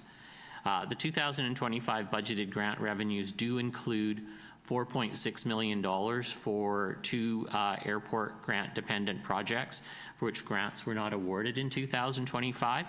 So staff will be reapplying for those grants in 2026. And today's agenda package includes a recommendation to move the grant revenue from fiscal 2025 to 2026 in the next financial plan amendment. So it's interesting to note that the town's 2025, so this graph illustrates the town's 2025 budgeted revenue by source. So it's interesting to note that the town is heavily reliable on property taxes and government grants as a funding source for expenditures. Together, taxes and government grants account for 80% of the general fund's budgeted revenue for 2025. So in terms of expenditures, in the general fund, sorry, this graph's... Ms. Hare, Councillor Harrison, have a question? Sorry, just one question on the pie chart that we saw. Was the grant revenue the budgeted or the actual revenue? Because there was a discrepancy of about $7 million, I think, between what we hoped we'd receive and we actually received. This is the budgeted, through you, Your Worship, through Councillor Harrison. This is based on the budgeted revenue. Please proceed. Oh, okay. I'm trying. There we go. So, Your Worship, expenditures in the general fund. There's a lot of figures on this slide, and I won't go through all of them, but I will talk about the highlights here. So, highlights worth noting are that the town's operating expenditure budget for the general fund is about $20 million. So, since we're halfway through the year, a percentage remaining near the 50% mark would indicate that expenditures are trending near budget on this chart. Percentages higher than 50% reported on this chart would indicate that expenditures are trending favorable to budget at the end of Q2.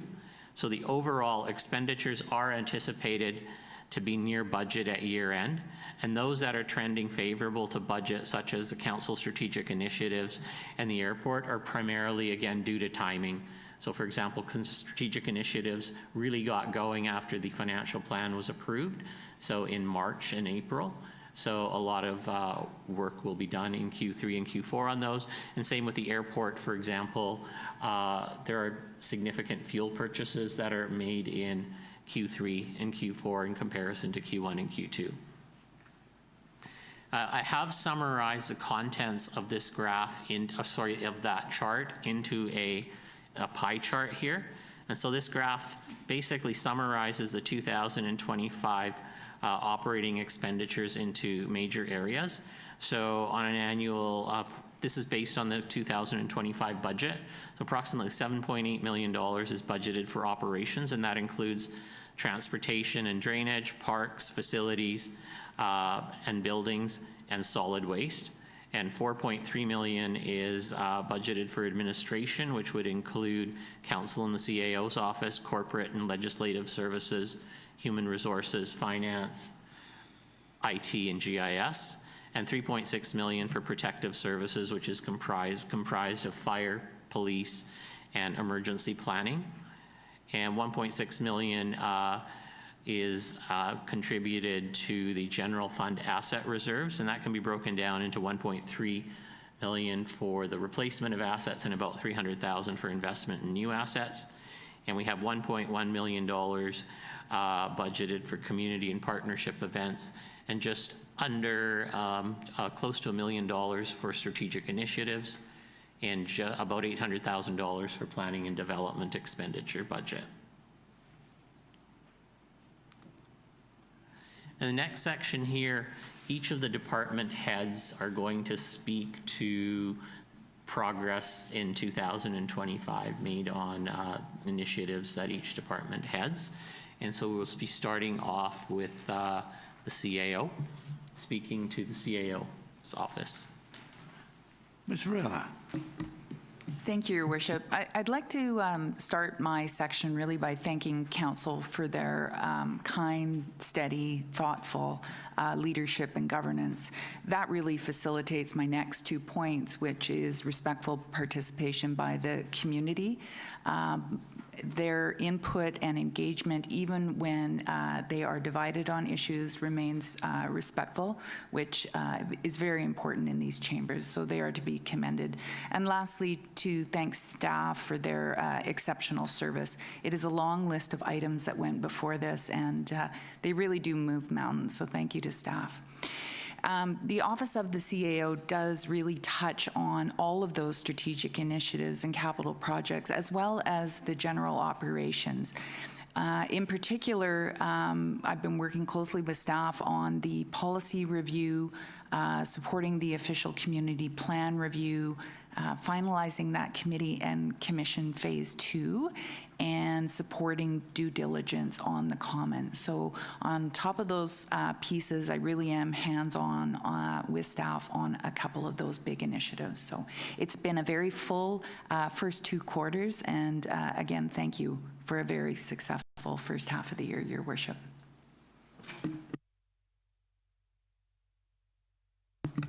And Your Worship, the Director of Corporate Services will be speaking next. Thank you, through the chair, to Mayor Westbrook and to council. So corporate services, for our first part of the year, we launched and monitored and maintaining the new website. We also launched the public inquiry system, which you saw at the last council meeting, that our staff won awards on that, and it's a very well used and great initiative for the community. So thank you to staff for all their hard work on that. The communication strategy implementation will take a slight deviation on that because you'll see on there noting the identity refresh, which now we'll have to re-gear from that, but we'll work on what that looks like moving forward. But we are still working on different strategies through council strategic initiatives for communications. Of course, the town policies, we're doing a very comprehensive review on all town policies and getting them into the administrative and council, and revamping all of the policies that need to be revamped. And then onboarding of our new corporate services coordinator, Nate, who's doing an amazing job. We're very happy to have him to the team. And that's all for corporate services. Thank you, Ms. Svensson. And who's next on the dock? Ms. Svensson is again. Yeah. Okay. So for, as you know, the special events, they help create a sense of community and identity in bringing spirit to our community. And so on this slide, you'll see 19 special events which are managed and supported by corporate services. I'd like to also make a huge mention to the community for all the volunteer work to put on these events. It brings a whole new dynamic to our community and makes Qualicum Beach very special. So we're very proud to be partnering with all the volunteers to put these events on. And I will also take the next one, which is human resources, in the absence of the director who's not well today. She did prepare some notes, so I'll go through and give the human resource update. So she first wanted to thank Mayor and Council for the support. And so the initiatives for human resources are collective bargaining. So the existing collective agreement expired June 30th, and we're preparing for upcoming negotiations. Recruitment, retention, and succession planning. To date, we have posted 19 positions and are on track for another record-breaking year in recruitment, with most vacancies due to turnover of retirements. Seasonal hiring is nearly complete across all departments. We've continued to support supervisors and hiring managers in filling vacancies and improving timelines and processing consistency.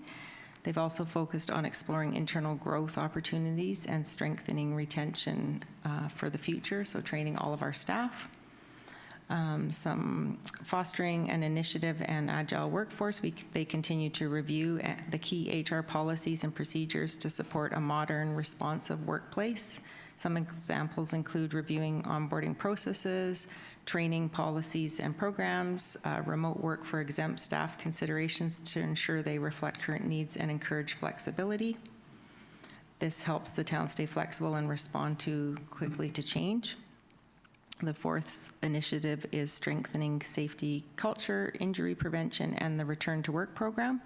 So the department continues to work on advancing safety culture, enhancing workplace safety, and meeting regulatory compliance. A new safety policy has been implemented and shared with all staff. They are updating the respectful workplace policy, and it's currently being reviewed underway, reinforcing the commitment to a healthy and safe work environment.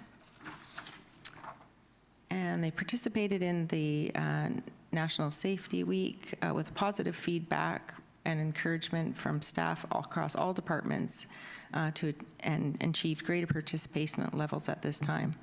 So this update highlights key initiatives and progress within the HR department. Their work on safety, recruitment, training, and policy development supports effective workplace management and reflects our ongoing commitment to a safe, responsive, and resilient organization. Thank you. And who's next, Mr. Hare? Thank you, Your Worship. Yeah, finance and information technology, that would be me. So the first half of the year was focused on the development of the 2025 to 29 financial plan or budget book, for which we received the GFOA Distinguished Budget Presentation Award for second year in a row. And it was also focused on the 2024 year-end preparation of the year-end financial statements, the audit, and then the Financial Information Act requirements, which include producing the Statement of Financial Information known as a SOFI, and LGDI, which is a government input system where basically you input information so that it's comparable across municipalities. We also completed property taxation and utility billing, and July 2nd was the due date for property taxation. And we first and second quarter reporting, which all of that information has led up to first and second quarter reporting. And then we are also in the process of transitioning to direct deposit for our accounts payables as opposed to issuing manual checks. So our systems have been updated to put that in place, and we anticipate going live with that this month. We are also updating our procurement policy and purchasing approach, which we'll be bringing forward for council consideration in September. Over the summer, we'll be reviewing and updating user rates and parcel tax bylaws for water and sewer. And on the IT side, we have basically been focused on improvement of Microsoft 365 compliance and digital record security. Optimizing, IT has been optimizing existing dashboards and developing new ones for staff to use in reporting. They have also been working on introducing AI-driven solutions to support departments with technology needs and also support our applications such as the public inquiry system. And they are also working on enhancing network and server redundancies. And as was mentioned earlier, the town of Qualicum Beach has received Digital Innovation Awards for its public inquiry system in 2025, which was developed in-house by our IT team. It received the 2024 Spirit of Innovation Award at the Municipal Information Systems Association, known as MISA, at the BC Fall Conference, and that was also announced on Civic Info in their recent publication. And the town also received an award of excellence at GeoConnect Conference for the public inquiry system, the development tracker, which is a web map portal for land use applications, and for the tree removal permit application, which streamlines urban forest permit submissions. And that is my report on finance and information technology. And we will Oh. So the RCMP, will you take that over, CA Obrella, or would you like me to? I thought you were going to hand it off, so over to you if you want to go. Thank you, Your Worship, for that indulgence. Thank you. So the RCMP will be presenting in Q4. They're really just yet in Q1 of the RCMP year. So, however, we did basically 2025, their work plan will be focused on RCMP building improvements, updating training plans and programs, new video, audio equipment, vehicle updates, parking lot expansion, and they'll be requesting a full-time member increase in a following year, which Constables Travis will speak to in his Q4 update. All of these costs are included in the contract for policing. And for fire and rescue, I'll turn it over to our fire chief, Your Worship, with your permission, of course. Thank you, Mr. Hare. Mr. Cannell. Thank you, Your Worship. So to update the fire rescue's initiatives and projects for 2025, we're in the process of updating our operational guidelines, which is an extensive document similar to town policies and bylaws. Currently, our operations section is about halfway through with completion planned for the end of this year. Due to the Deputy Chief taking on facilitating emergency vehicle driver operator certification, the training section will not be completed this year and will be started in early 2026. We've completed the review of the new Fire Safety Act to ensure compliance. So the risk analysis guidelines that they require, which is fire inspections, reviewed, we took that and compared it to our frequencies. We do meet the requirements, so our fire inspection program we've been completing does meet the requirements of that. And Council also designated fire inspectors and fire investigators on March 12th of this year in accordance with that new regulations and act. We've significantly increased our Fire Smart outreach at attendance at public events and completed up till the end of June 3 wildfire mitigation assessments. So the community is taking buy-in to Fire Smart and is requesting those property assessments to be completed. Under the implementing the community wildfire resiliency plan that was completed last year, so we've hired the Assistant Fire Chief Prevention / Fire Smart Coordinator. We're participating in Oceanside Community Fire Smart and Resiliency Committee. We created a Fire Smart Home Assessment Program. 4 fire department staff members are now trained as wildfire mitigation specialists who are trained to do those assessments. And fuel management was started along trails and green spaces with the Dollymount Trail completed in May. Our succession and professional development is well underway with fire department staff enrolled in local government certification programs and fire executive management leadership programs, as well as our paid on-call members and officers are enrolled in the fire officer program. We're in the process of researching our new tender apparatus with other vendors and fire departments, which is scheduled to be ordered in Q4 of 2026 with a delivery of late 2028 or early 2029. This apparatus is required to be replaced to maintain our superior tender shuttle rating, which may provide reduced insurance premiums to some residents in unhydrant protected areas. Thank you. Thank you. There's a lot of concern about fires, and I'm very pleased that people are working with you on trying to get the properties fire safe. One of the other questions that I've got asked is, do we have an evacuation plan if a fire happens? And I know I didn't ask you that up front, so you can tell me we'll work on that or we'll publish something on our social media or otherwise. But is there any response to how we would react to a fire if it required evacuation? Thank you, Mayor Westbrook. I'll address that one. Through the regional district, we have been collaborating on an evacuation plan. And the important thing to note is that every evacuation is different. It's going to impact a different geographical area, different number of people. So evacuation plans are not like exit plans on a building, that say, go here. If something goes wrong, go here. It's more like a decision-making framework so that when it comes down to it, it puts all the important facts in the right place so that when it's administration or whoever's making the decision of how to evacuate, you have everything there. So that process is underway. A consultant has already completed all the consultation, and we're awaiting the result. But just wanted to clarify that it's more of a framework because every evacuation is different. Thank you. Thank you. I really appreciate that response. Who's next, Mr. Hare? Mr. Seals. Yes, thank you. The planning department has the luxury of doing most of our business entirely in public, so I think council and everyone else are largely aware of the big pieces that have been underway this year. The official community plan hit the ground running early on with the quality of life survey, and we had over 30 meetings in the 2-month period between March and May. So if you're doing the math, that's a lot of meetings. And I think we heard from the public that actually the compressed timeline had advantages, not just drawbacks, in terms of the continuity of discussion and people, continuing from one topic to the other. So some advantages to consider in future consultation. Some other big initiatives underway this year. The skate park was successfully completed in collaboration with our operations team, Capital Projects. The Sotlam Park, through collaboration with the St. Andrew's Lodge Historical Society.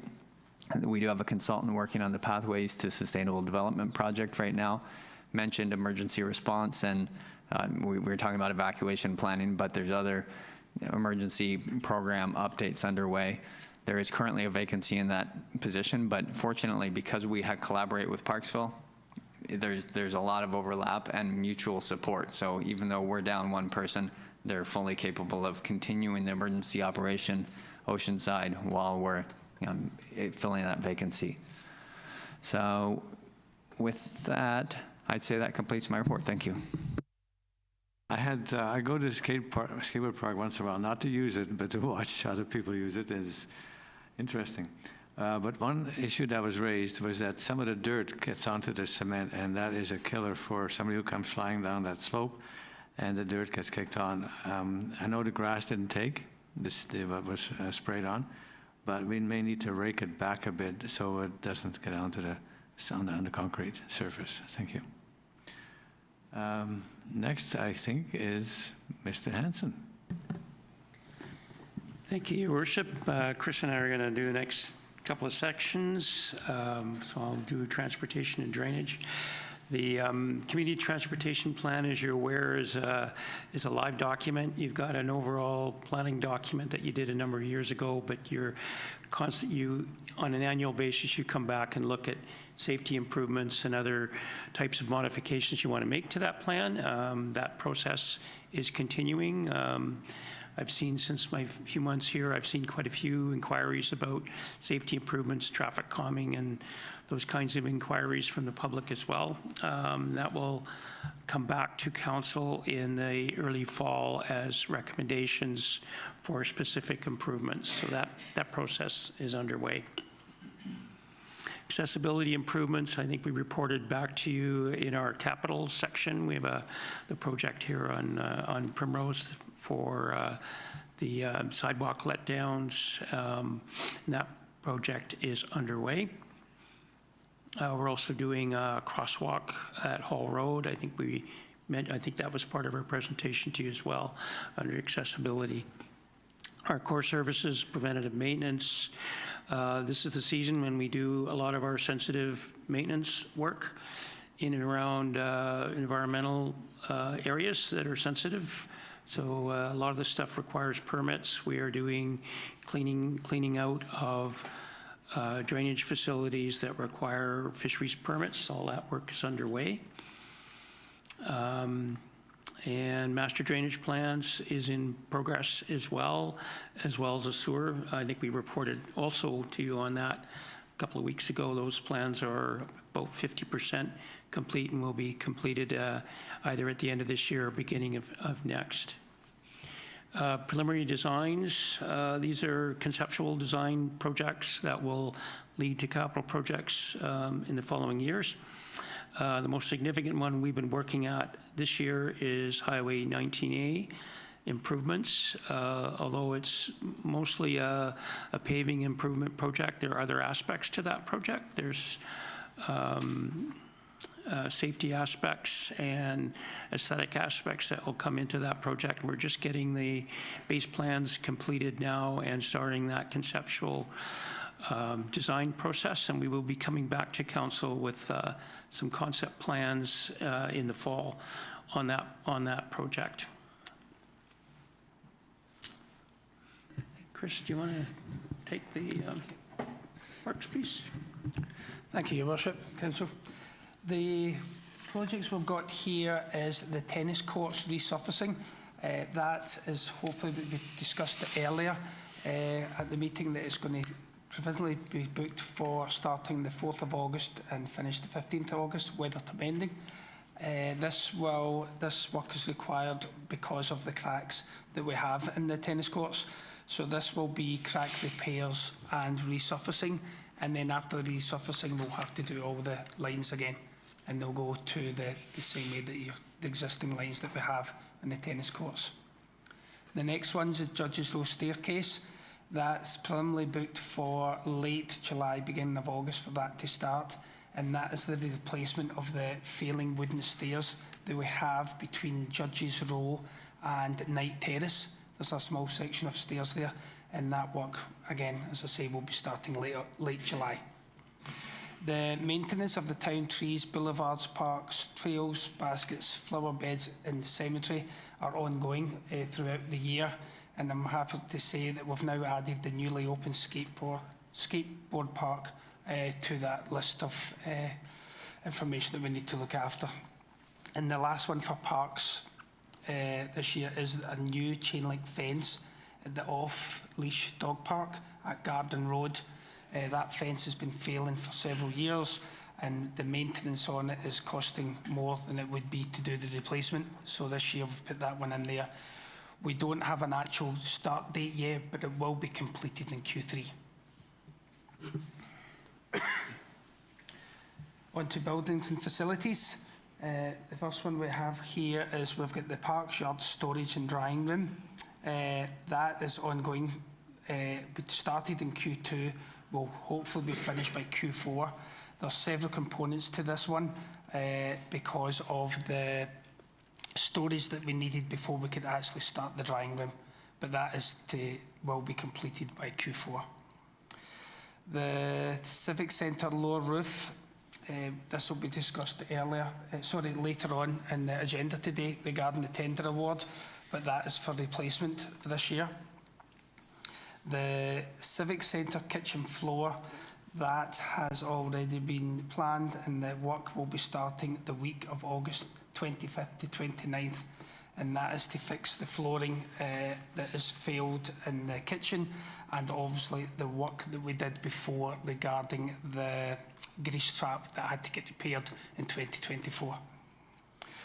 The Tosh washrooms will be getting upgraded. They're getting upgraded to be accessible washrooms as well, and that work is planned to start in October, and that was working with the user groups on that one, so it was planned for October for that work to start.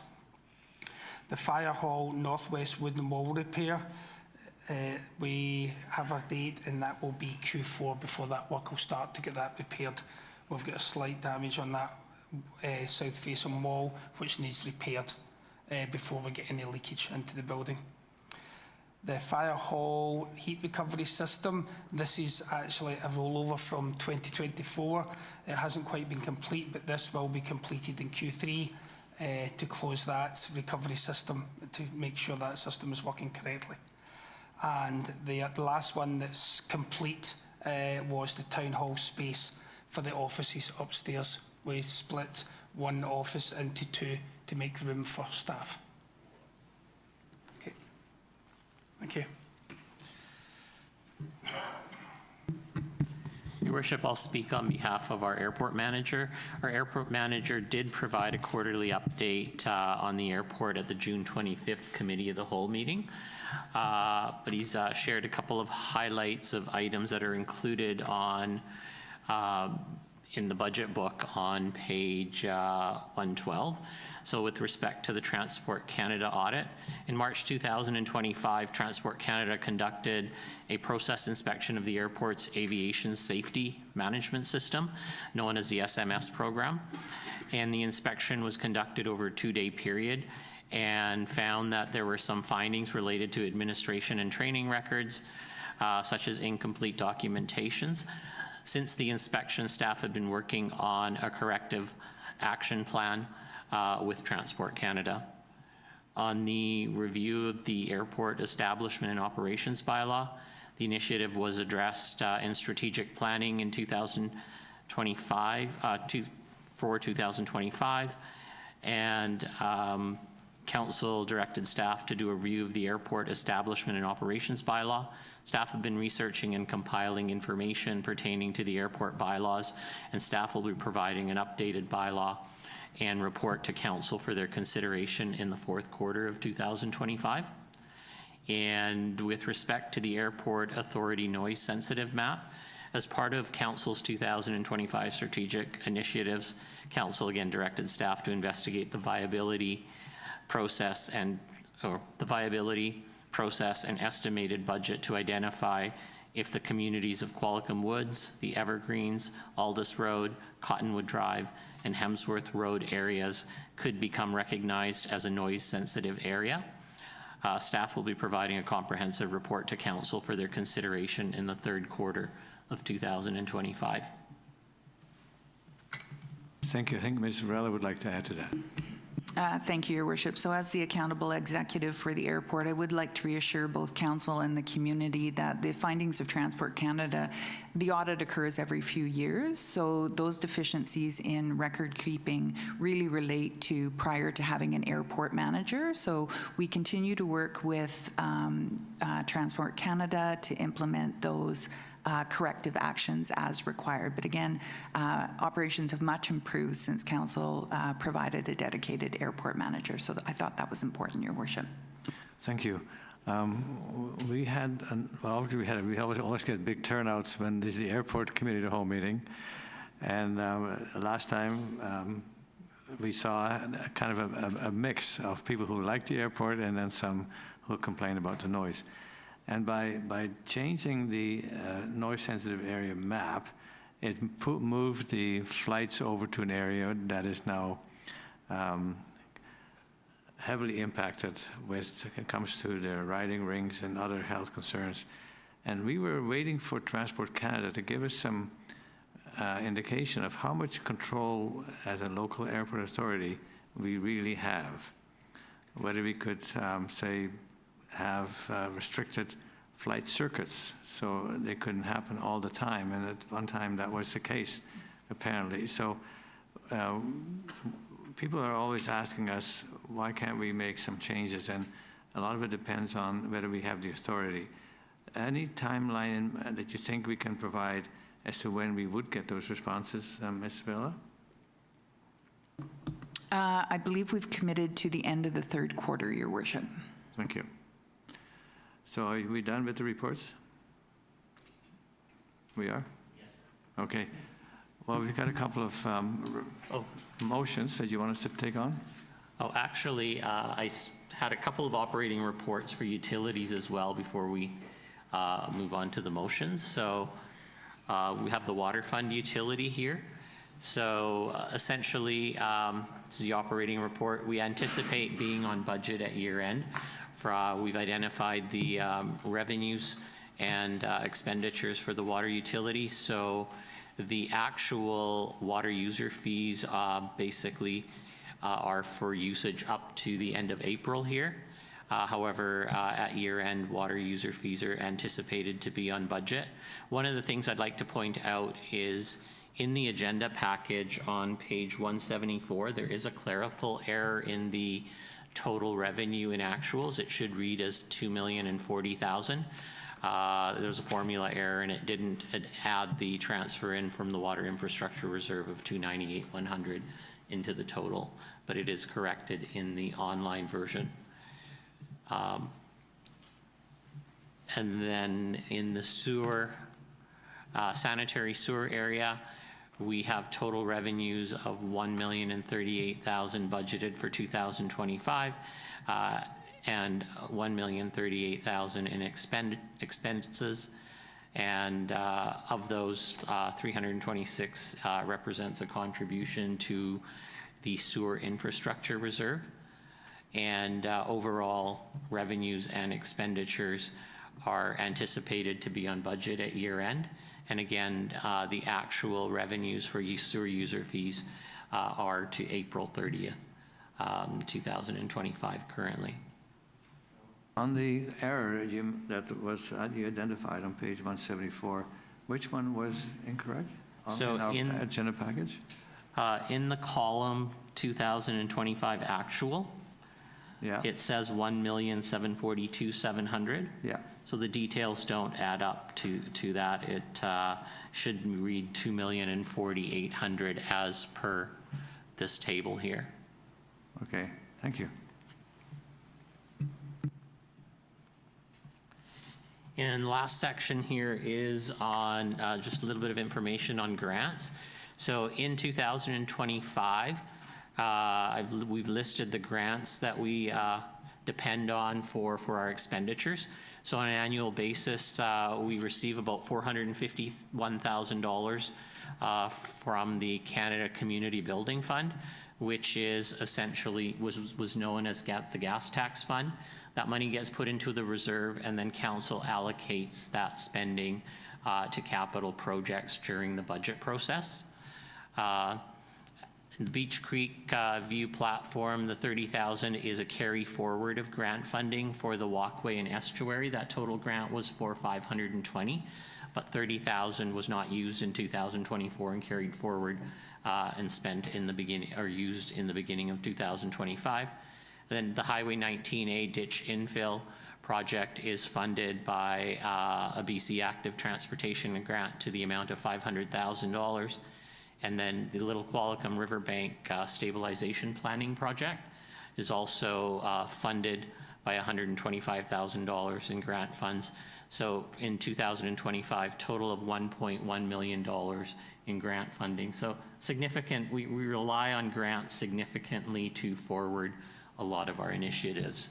And then in terms of our strategic initiatives, again, we have about $333,000 of strategic initiatives funded through various grants, ranging from the climate action related strategic initiatives. And then we have a grant for the Pathways to Sustainable Economic Development of $100,000. The Building Facilities Greenhouse GHG audit is funded through grant funding of $148,000. And then we received a grant to implement and operationalize the asset management of $12,000 through UBCM.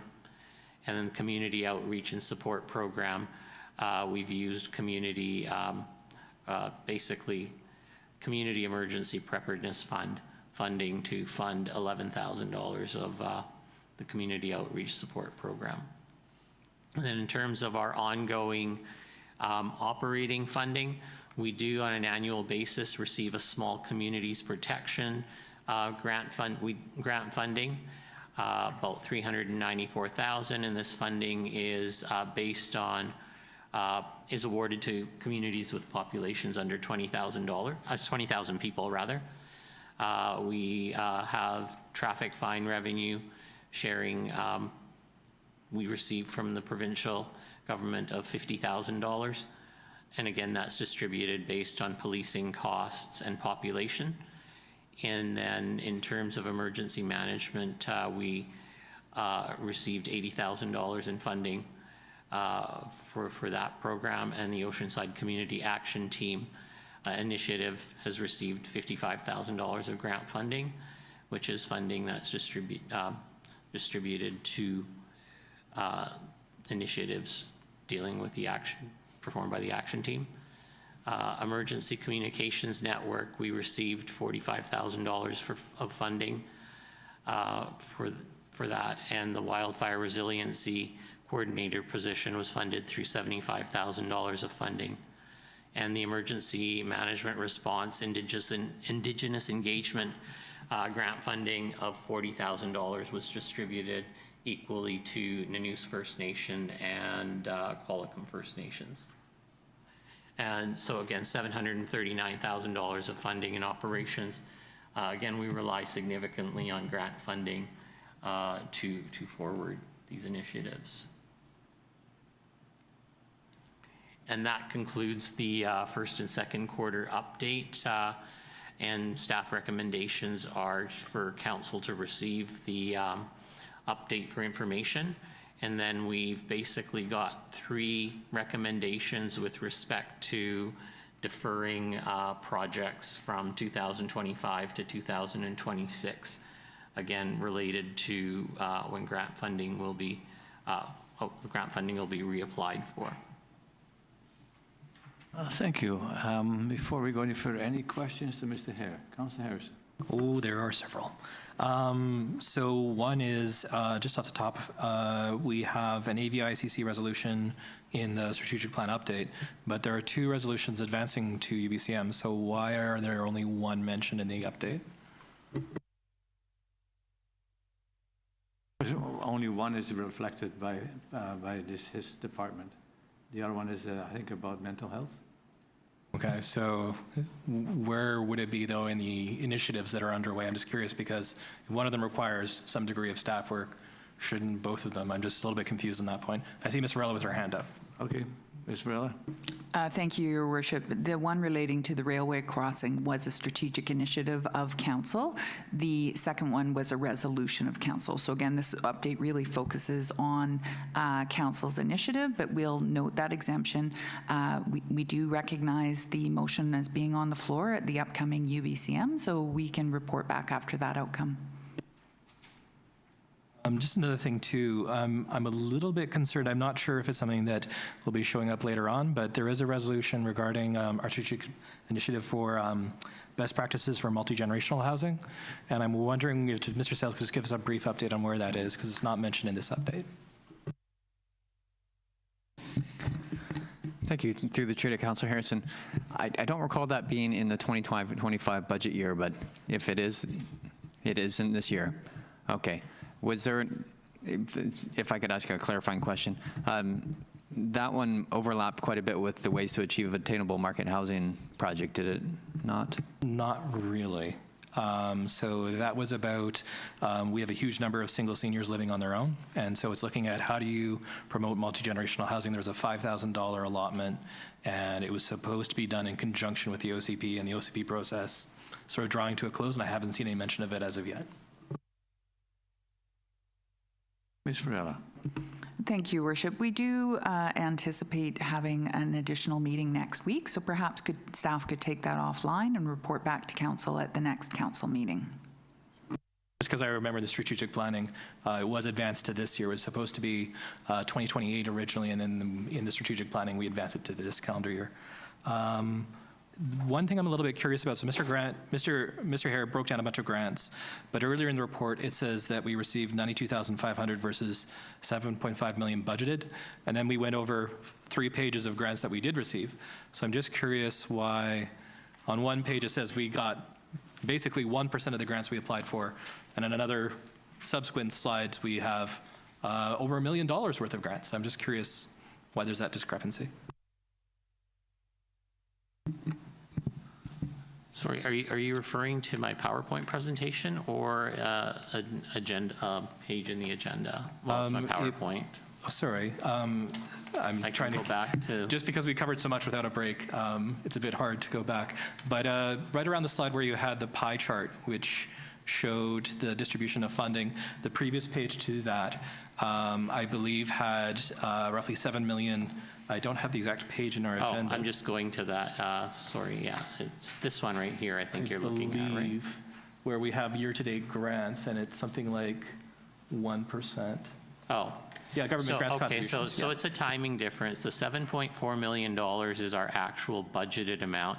And as I'd mentioned in the presentation, Your Worship, through you to Councillor Harrison, that $4.5 million of that was related to airport project grants, which weren't awarded in the current year. And the $92,000 is actual grants that have basically been received, like grant work that has been done, and the revenue from that grant has been recognized. So as we progress through projects and we make a claim, we will update the actuals. Just also too on infrastructure. So we mentioned the updates on the waterfront for Highway 19A.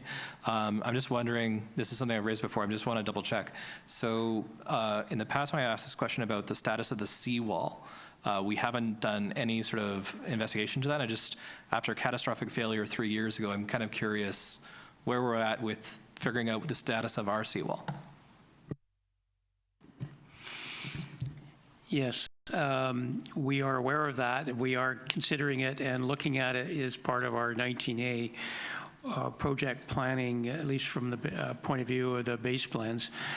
We are researching the nature a little bit more of the failure, whether it is caused by an environmental issue or whether it's actually caused by an old wooden crib wall that was left behind. So we're doing a little bit more research on that at the present time. So do you have a rough idea when we might get an update on where our seawall's at? Just because if we find out, oh my gosh, we need to replace a significant portion, it could be very expensive. Yeah, we are having the engineers look at that in conjunction with the bigger project. One other thing too is we received an update previously on WorkSafe premiums.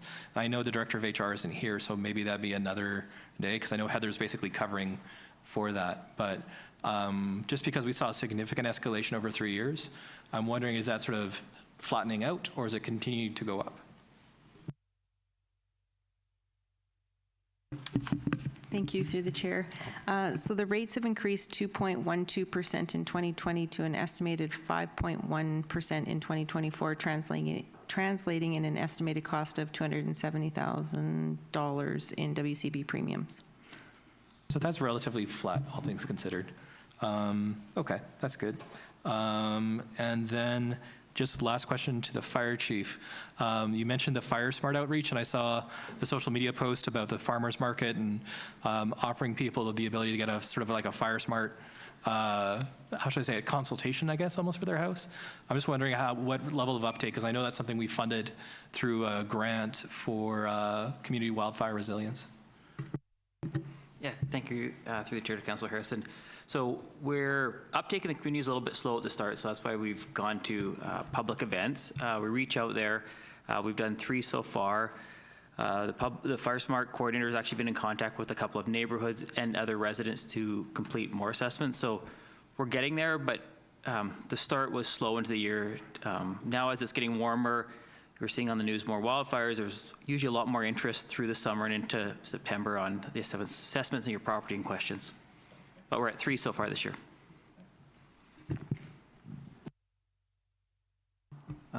If you bring the slide after this up, where we have some requests from staff. It's on page 5 of your agenda.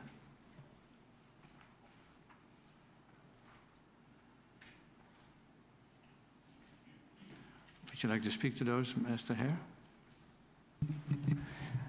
Thank you, Your Worship. So the first recommendation is that the first and second quarter update be received by council for information. Let's do that. Can I have a motion to that effect? Councillor Skipsey, Councillor Vander, discussion. All in favor? Opposed? Carried. Thank you. And then the second request is... Hold on, Ms. Varela. Sorry, I forgot. Thank you, Your Worship. I just thought it was deserving of some clarification regarding Councillor Harrison's question about the multi-generational housing best practices. Staff's confusion resulted from, if you look at the 2024 financial plan, it was included as an item in 2026. In the 2025 financial plan on page 22, if we can zoom in, that item seems not to be included under that housing initiative. So that would have been reflective of council's discussion at that time. So I think that's why we were a little less than prepared to answer. But again, I can circle back for the council resolution making on that and bring that back to a future meeting. Thank you. Okay, so we'll go back to the other 4 recommendations. There you go. So the next one, Mr. Hare. So, Your Worship, the second recommendation is postponing the timeline for the capital project titled Upsize Pipe and Abandoned Old Corrugated Steel Pipe at Village Way to fiscal year 2026. Thank you. Can I have a motion to that effect? Councillor Young. Councillor Vander, Valk, discussion. Councillor Harrison. And I'm sure staff are aware of this, just more for the public's benefit. There's no safety ramifications of that delay. Mr. Hare? As far as I'm aware, there are no safety ramifications with that. Thank you. It's been moved and seconded for the discussion. All in favor? Opposed, if any, carried. Number 3. So number 3, again, Your Worship, is requesting a postponement of the timeline for the capital project titled Public Works Automatic Security Gate to fiscal 2026, with funding sources remaining unchanged from the 2025 financial plan. Thank you. I have a motion. Councillor Young, Councillor Skipsey, discussion. All in favor? Opposed, if any, carried. Thank you. And number 4. And number 4 is directing staff to postpone the timeline for the airport projects, the runway taxiway apron paving, and the lower loader snow blower to fiscal year 2026, with, again, funding sources remaining unchanged. Thank you. I have a motion to that effect. Councillor Harrison, Councillor Skipsey, discussion. All in favor? Opposed, if any, carried. Thank you. Thank you, Mr. Hare. That was a detailed program, and it shows everybody how the tax dollars are at work. So we appreciate giving these updates and the work that staff is doing. Sometimes there is not always obvious to the casual observer how much work happens, but I think our dollars are well spent. Thank you. Planning Community Development, Mr. Sales.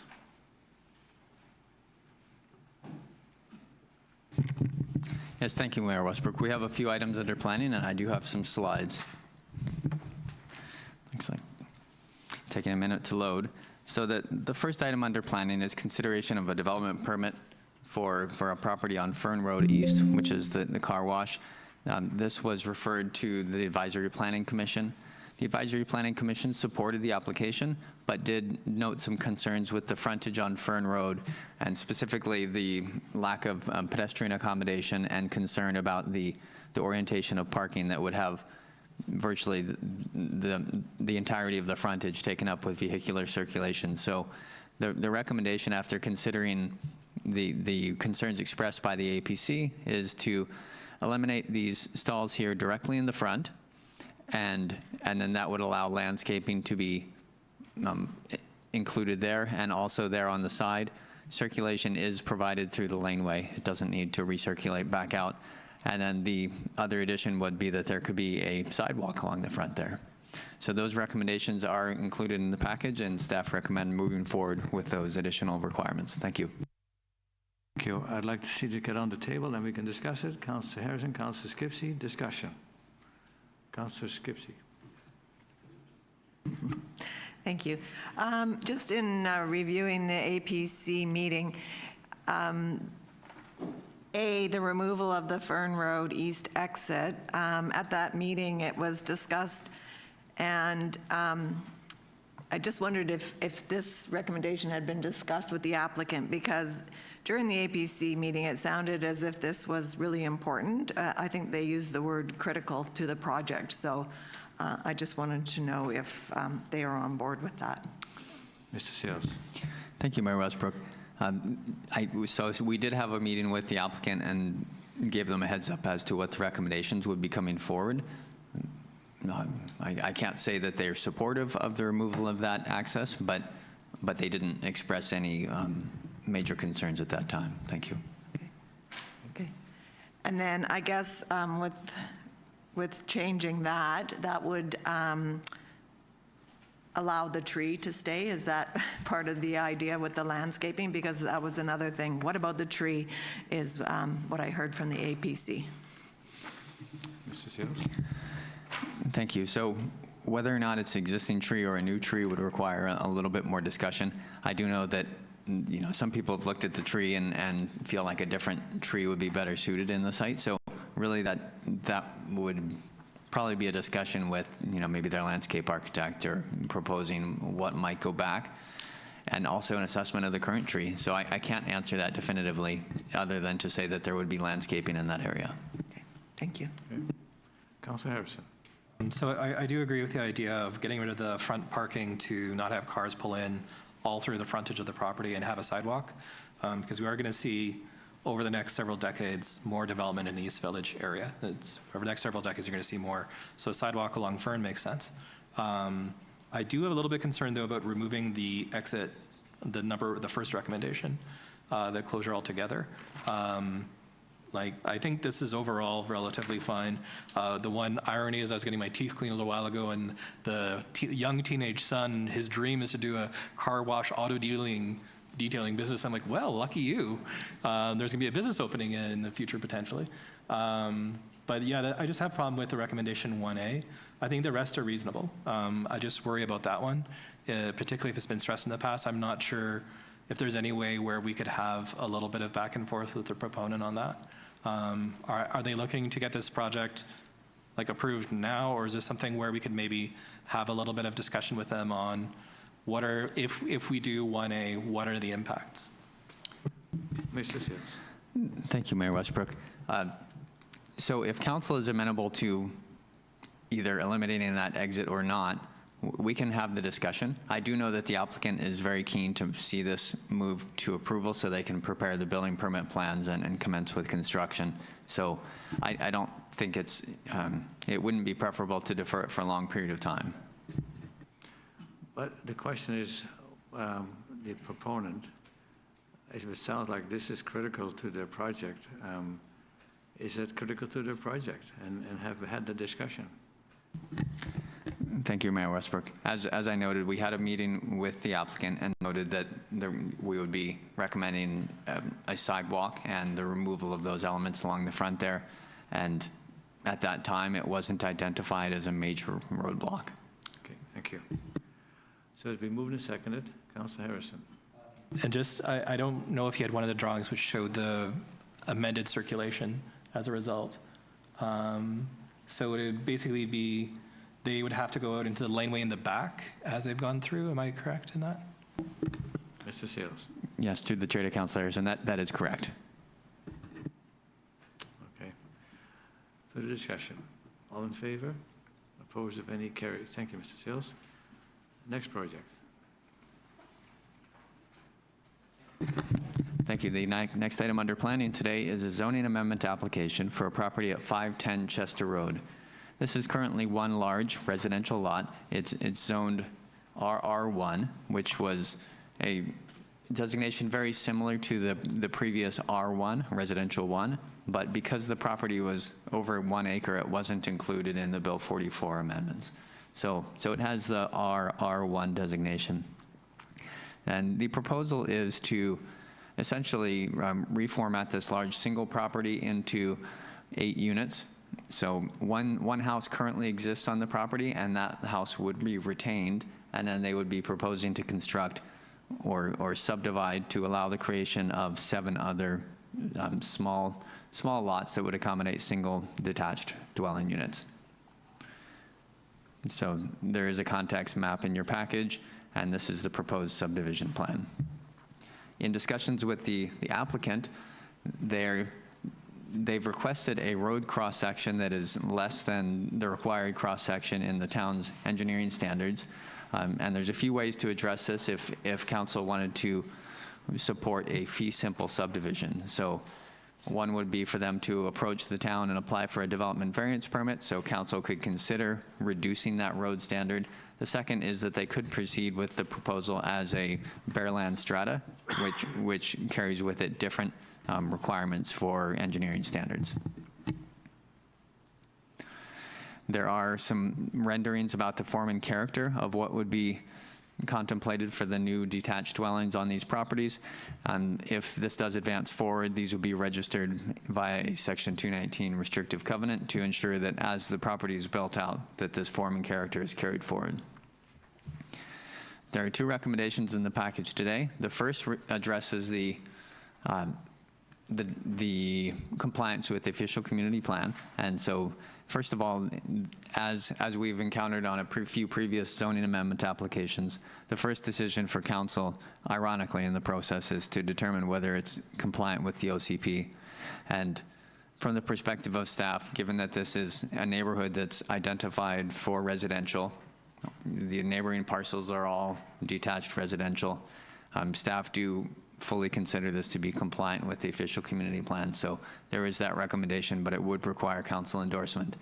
And secondly, that staff would require direction as to whether council would like to proceed with this as a Bearland strata subdivision, or whether council would like to consider this moving forward as a fee simple subdivision, and that would imply some different procedures and applications on the part of the landowner and applicant. Thank you. Thank you. Councillor Vander Valk.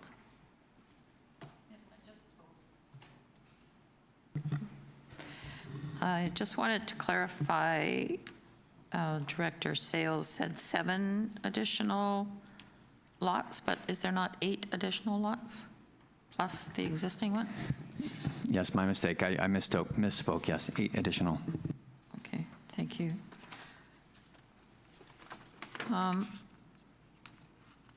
I don't have any, I think that this project is good in terms of what we're looking for is smaller properties, smaller houses, and I think that this will fit into that, and is gentle densification, boy, I'm having problems today. I do have some more specific design questions, but I think probably I'll just leave it at that for now. Thank you. Councillor Harrison. Well, I was just going to remove staff recommendation number 1. Thank you. You second that? Okay, and you wanted to speak to it? Go ahead.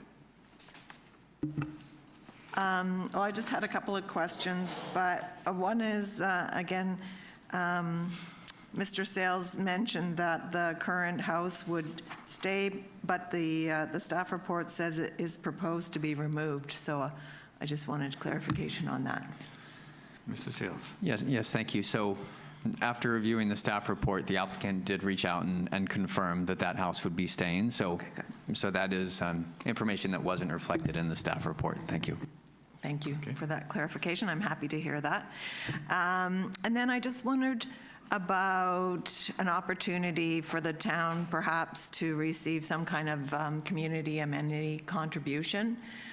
There would be quite a lift in the value of the property if we rezone this, and I just wondered how we would determine that.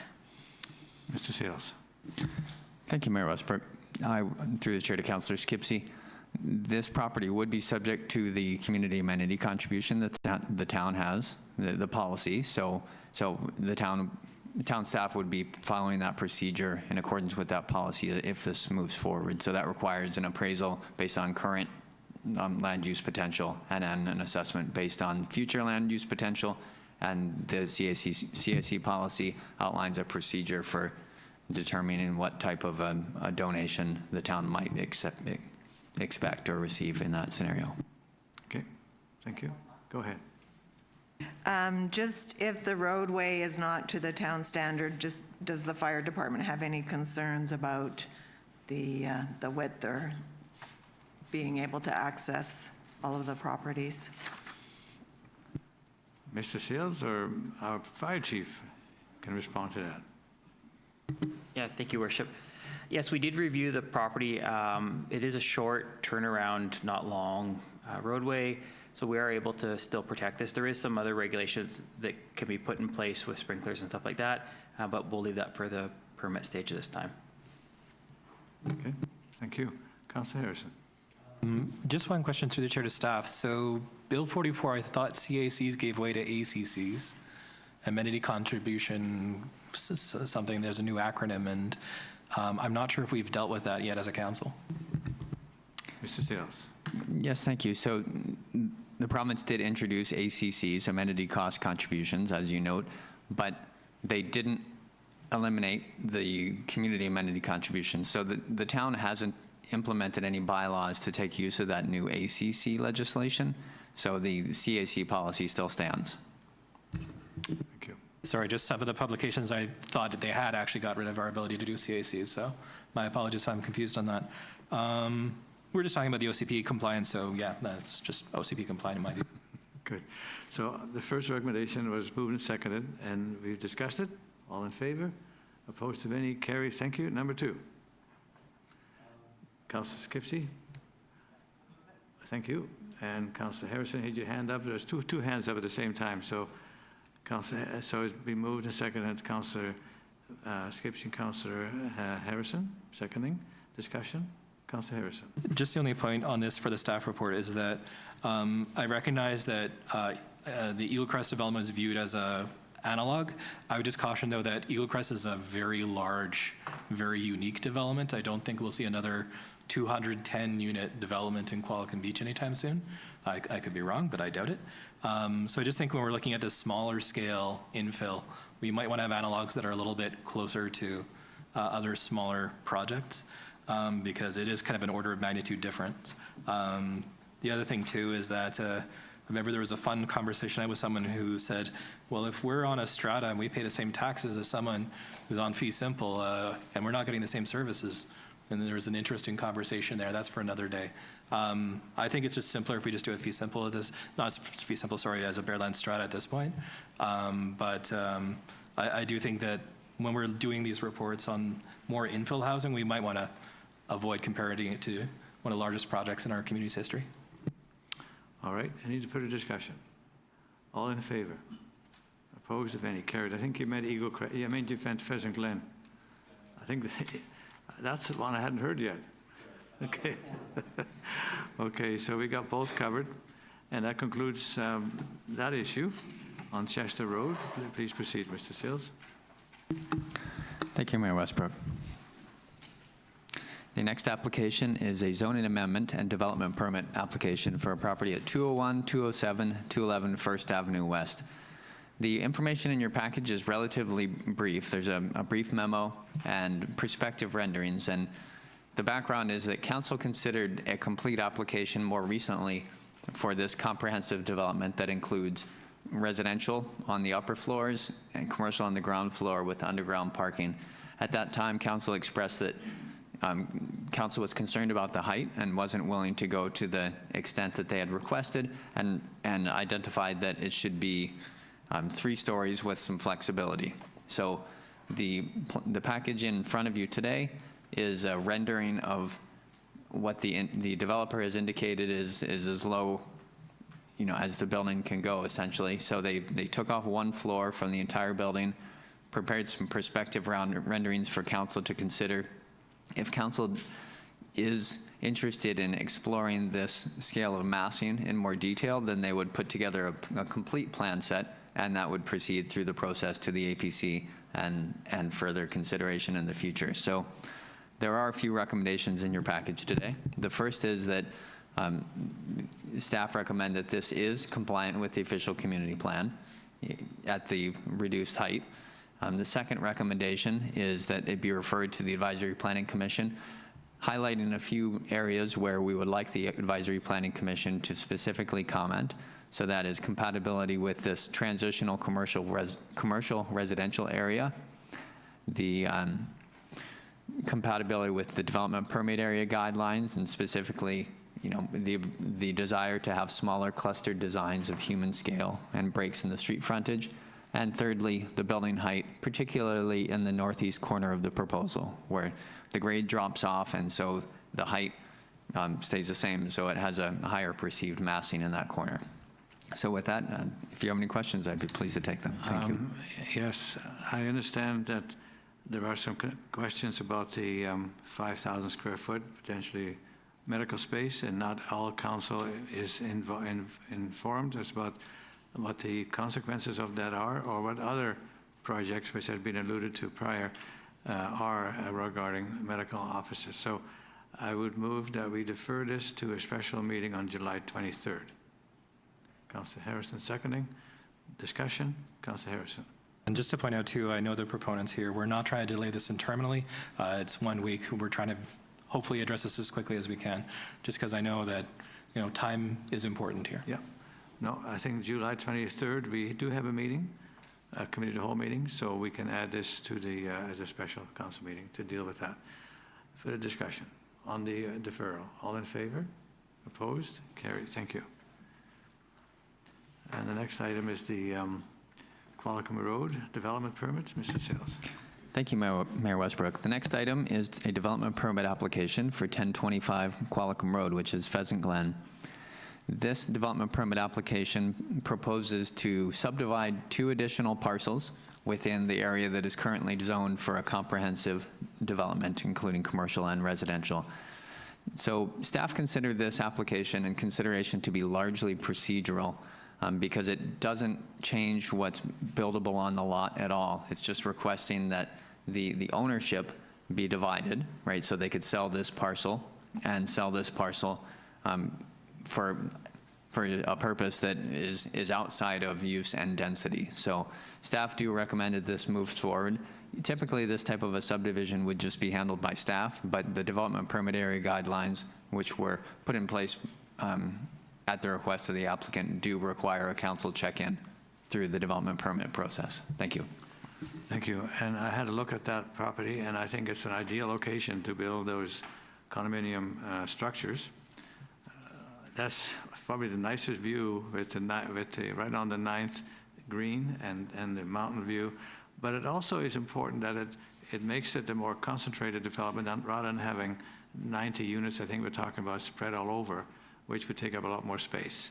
This is more efficient, and I also think that this could be the portion that people could have in the rental pool. And we need to discuss that with the owner, but I'm in favor of doing this subdivision, and I look forward to design drawings of the project. So I move this staff recommendation. Councillor Harrison seconding. Discussion. Councillor Vander.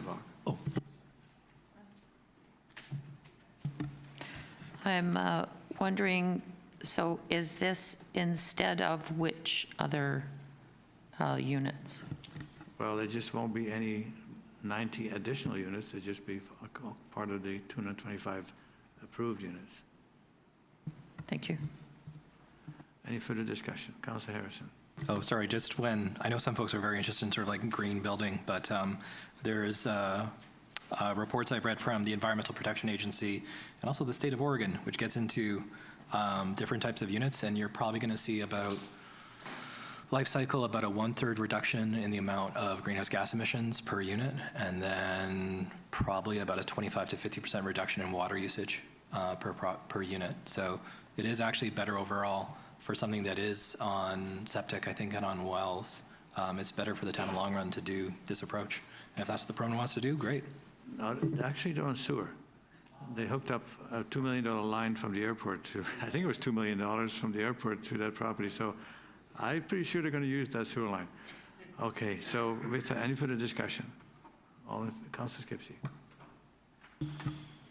Yeah, well, you made a mention about tourist accommodation, and I'm just wondering if we think that there's an improved chance that these being built the way they are, if we would have a better chance with the province and whatnot to make these tourist accommodation, as that was always the original intent when as we know, when the land was taken out of the ALR, it was taken out for tourist accommodation. So I've always supported tourist accommodation at Pheasant Glen, and I would just like to get staff's maybe thoughts on whether we have a better chance. Mr. Sales. Thank you. Through the chair to Councillor Skipsey. So the conflict here is between the province's requirements regulating short-term vacation rental and the town's vision for the site. And so that does require some requests to the province and some subsequent decision-making, because they need to make an exception for this property. It was always contemplated to include tourist accommodation. You know, residential was the last-minute addition, and so now to have the requirement from the province saying, well, it has to be residential, it can't be tourism, is completely in conflict with the town's vision. So I think that can be advanced maybe through UBCM or some other scenario. So I can't speak to whether the multifamily format is more amenable to an approval through the province. I think the whole of the Pheasant Glen comprehensive development, like the whole resort, would be probably best considered as a package. Yes, and as you said, that was always the intent. So I don't think the ownership would be opposed to saying, well, that was what we had in mind ourselves, that this particular piece could be in that category where people could have Airbnb or be in the rental pool. So, but we need to confirm that. First of all, the owners would, I think, have to apply for an exemption from Bill 44 where they can have Airbnb and be part of a rental pool. So that's a question for the ownership to deal with. And if this changes and they sell these pieces, then it would be a new owner that would have to apply for an exemption. So we got to work that out, make sure that detail doesn't get overlooked. Thank you. Councillor Harrison. Just because Parks Hill was successful, I believe, in getting Resort Drive excluded, if I recall correctly, is this something where we'd be reaching out just to check with Parks Hill staff on the steps they took, and because it's clearly whatever they did, it worked. Okay, but take it as a suggestion. Thank you. Councillor Skipsey. Yeah, I'm just wondering if now would be the time that we would maybe contemplate requiring that consideration be given to tourist accommodation for these properties, or if that's something that would be discussed later in the process. Well, we should discuss it earlier, and we have met with the Minister of Tourism about this before this came up. So this is an opportunity that we hadn't foreseen at that time, but I think it would make it clear if the ownership agreed that they would like an exception from this. The Bill 44 supersedes anything we might put on the table. So if the provincial legislation says no, they cannot have Airbnbs in there, then that stands. But we can ask how it got to be at the Tanimar and other places where some of these projects were exempt and they could have tourist accommodation. So we need to find out a way that was successful, and when we get an opportunity to talk with the Minister of Tourism and Ministry of, I guess would be Minister of Housing and Municipal Affairs, that they would be in agreement that this would at least be an opportunity for them to explore that. Thank you. With that, further discussion. All in favor? Opposed, if any? Carried. Thank you. And then BC Hydro's response. Ms. Varela. Thank you, Your Worship. So this staff report ideally closes off the Streetlight issue as per Council's direction to date. So Council did ask us to submit 2 addresses to BC Hydro through their SLIM system, and BC Hydro has advised that adjustments to the davit arm, i.e. being raised and rotated, are not possible at these 2 locations given the conflict with the overhead wires, and that's seen on page 224 of the report. The other item that Council had provided direction on was to provide the electrical engineering review report to BC Hydro for potential analysis and suggestions. On page 225 of the report, BC Hydro's response has been provided. It does state, while we make repairs and adjustments as requested by local governments, we are not in a position to offer suggestions on the safe configuration of municipal lighting. Any changes to the lighting configuration of the community needs to be submitted through our Streetlight program. So that SLIM system, again, that's what we did with the 2 addresses contained in the report, and unfortunately we aren't allowed to make those adjustments as considered. So as per Council's previous decision-making, we've had you close off any concerns or requests with each address. So we are asking that Council direct staff to take no further action on the streetlights located adjacent to 575 Aspen Avenue and 566 Beach Road based on BC Hydro's response. Thank you, Your Worship. Thank you. Councillor Harrison. Just move the staff recommendation to get going. Thank you. Seconded. I'll second it. Discussion. Councillor Harrison. So in the past, we discussed something, and I'm just wondering if staff could clarify a question I have, and my apologies if I'm totally out to lunch. Again, I was up really late last night. I didn't sleep well. But if whether the homeowners themselves or the town made an offer to BC Hydro to purchase the light, could we then set up a different like if we essentially, because on our lights, we can do shielding, we can do different types of distribution, because we've been over the issues for this a lot. But is there a way that we could basically buy out BC Hydro if folks wanted to raise the money, if it was that big of a deal for them? Thank you, Your Worship. So I don't believe that would be a possibility. What BC Hydro has discussed to date is if the town wanted to take over its own lighting systems. Previous council decisions indicated that that's not something you wanted to do, given the expense. But the infrastructure is BC Hydro's, which is why we have to make changes for any adjustments they would have to undertake for their infrastructure. Thank you, Your Worship. Any further questions? Councillor Skipsey. Well, it's more of a comment that I'm just disappointed with this outcome. I can't fathom that we are the only municipality in British Columbia that's having problems with light trespass from LED lights. So, but I did look in our strategic plan, and there is still a place mark for light trespass funded in 2028. So I guess that's the best we can do. But I do know that there was some suggestion or talk about limiting what amount of light trespass is allowed to happen onto someone else's property, and I don't think that BC Hydro should be exempt from that. So, anyways, that will be part of a future conversation. Yes, and talk about light trespass.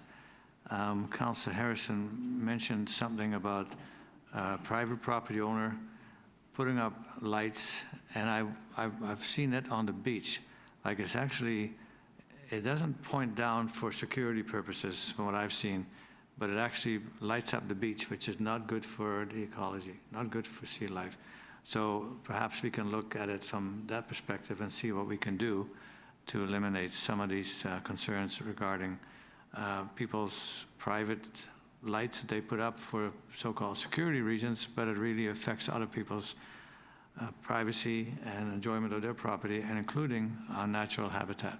Commissioner Varela. Thank you, Your Worship. The strategic plan does have regulate light trespass with a budget of $50,000 in 2028 for councils and the community's information. So those sorts of pieces could be addressed through that process. Thank you. Councillor Harrison. And just, there was one of the folks who was involved has a background in local government, and the examples he forwarded me from Metro Van usually would specify that it's real property owners in the specific language for light trespass. So I'm assuming that's people who own homes. I'm assuming it wouldn't be utilities. But that's a legal wording thing that I'm not smart enough to know who's included and who's not. So, but that was the specific wording from, I believe, the City of Vancouver. I think this is a great opportunity when we go to the UBCM and we see these folks from other cities, and we often go there to learn, see what other communities are doing with issues that we're dealing with, and how they've resolved it, if they have, and whether they have a bylaw or some other procedure that can help alleviate the concerns people have raised with us. So that's a good purpose to go to UBCM, is to compare notes with others who've dealt with it and hopefully dealt successfully with that. Further discussion. Councillor Vander. Yeah, I just wanted to say that I, as well, am very disappointed with BC Hydro's response, and that we can't really help out residents, it would seem, that still have to live with these intrusive, invasive lights coming in. I'm wondering if maybe we could bump up, if we're not looking at the lighting situation until 2028. I don't know if we can perhaps discuss that. I might try and squeeze it on the blue sky list at some point, but I am very disappointed with this result. Well, go ahead. You had your hand up. Go ahead, Ms. Fern. Thank you, Your Worship. So council does review the strategic initiatives as currently allocated within the financial plan through each of those annual strategic planning processes. So council could consider that at the time based on resources and capacity of staff. Thank you. Yes. Okay. Councillor Harrison. And just to reiterate too, like I think there are some simple solutions which unfortunately we can't implement, which would actually work. Provide the right distribution to keep the intersection safe while at the same time eliminating a lot of the trespass, maybe not all of it, but a lot of it. But I really encourage those citizens, if this is something that's really impacting your quality of life, do some due diligence to see if maybe there's a way the community can buy the lights from BC Hydro, buy them out. Because it's probably just a matter of putting in a circular light as opposed to a sausage distribution, and then everything's probably almost fixed. So I share the frustration, but I think staff are on the right course right now, that as a town, we've done the best we could. Thank you for the work you've done. Estrella, you were right from the beginning. It wasn't an easy challenge, but you've taken it, and I think we've completed it almost, and you can never please everybody, but there are perhaps other ways to deal with it, like shielding. We've talked about that before, whether that's a possibility. So they can explore it, and if there's a way that we can help them, we will always try and help them, but it will come back at the strategic planning discussion. Mr. Harrison. Just to point out too, because I know staff have been over this a lot, we don't have an option for shielding with BC Hydro, sadly. For our town lights, we can. Sadly, we can't through them. It's unfortunate. Well, I've heard different stories, so let's make sure we hear the right story. All right, with that, as a motion, be moved and seconded. All in favor? Opposed? Carried. Thank you. And then the next item is the installation of a crosswalk. Excuse me, Yes. Can we have a motion to go past 3 hours, please? Motion to go past 3 hours. Councillor Vander, Councillor Skipsey, all in favor? We're going past 3 hours. Crosswalk. Who's going to take that on? Mr. Hansen. Thank you. I'm not sure I'm totally aware of the history of how we are looking at the crosswalk, but staff have been looking at putting in a crosswalk on Fern Memorial Avenue to sort of finish off the existing intersection. There has 3 crosswalks, and there's a need to do an east-west connection as well. And I believe it came up in a traffic study on one of the developments in the town core there. And it was recommended that a crosswalk be put in north of the railway line. We have been looking at this, doing some initial planning work for this, as creating a project to install it. And there is an issue with a very bad issue with the sight line in terms of where it was proposed, north of the railway tracks. So I think on the next page, the location that we're recommending, there should be one more page there. Yes. So we're recommending that we place it at the existing intersection on further. If you can bring that up just a little bit. There we go. Perfect. Yeah. So that would make 4 crosswalks, make a standard intersection with 4 crosswalks. The sight lines are much better. It does require some pedestrian signalization that's similar to what you have elsewhere in your community to make it safe. And the first step in doing this is to get permission from the Island Corridor Foundation, because we're within our distance from the rail line, so they need to sign off on it. So we would we're asking a resolution to authorize that work to proceed, and we'll contact Island Corridor, discuss the new location. We'll also have a discussion with them about the potential for continuation of that pedestrian way to the west along the highway and make that next connection. So while we're just chatting about this particular project with Island Corridor, we'll also bring that up as well. So continuing a pedestrian trail along all the way to beach, if that can be done. Thank you. Councillor Harrison. Moving the staff recommendation. Thank you. Councillor Young seconding. Discussion. Councillor Skipsey. Thank you. I do support the recommendation. I think this definitely is an improvement. I do want to make sure that the flashing lights won't impact residents in the area. That's the only concern I have, that if we have bright kind of strobe lights going off in the middle of the night, there may be some complaints from people who look on to that intersection. So I just want to make sure that we proceed with some sensitivity. Always. Councillor Harrison. Just one thing too, I do believe there's an existing council resolution about trying to collaborate with the Legion to have like a decorative element. So just to make sure that as we go through this process, I know we're not voting on it today, just make sure it doesn't get lost in the process. Thank you. Thank you. Councillor Vander Valk. Thank you.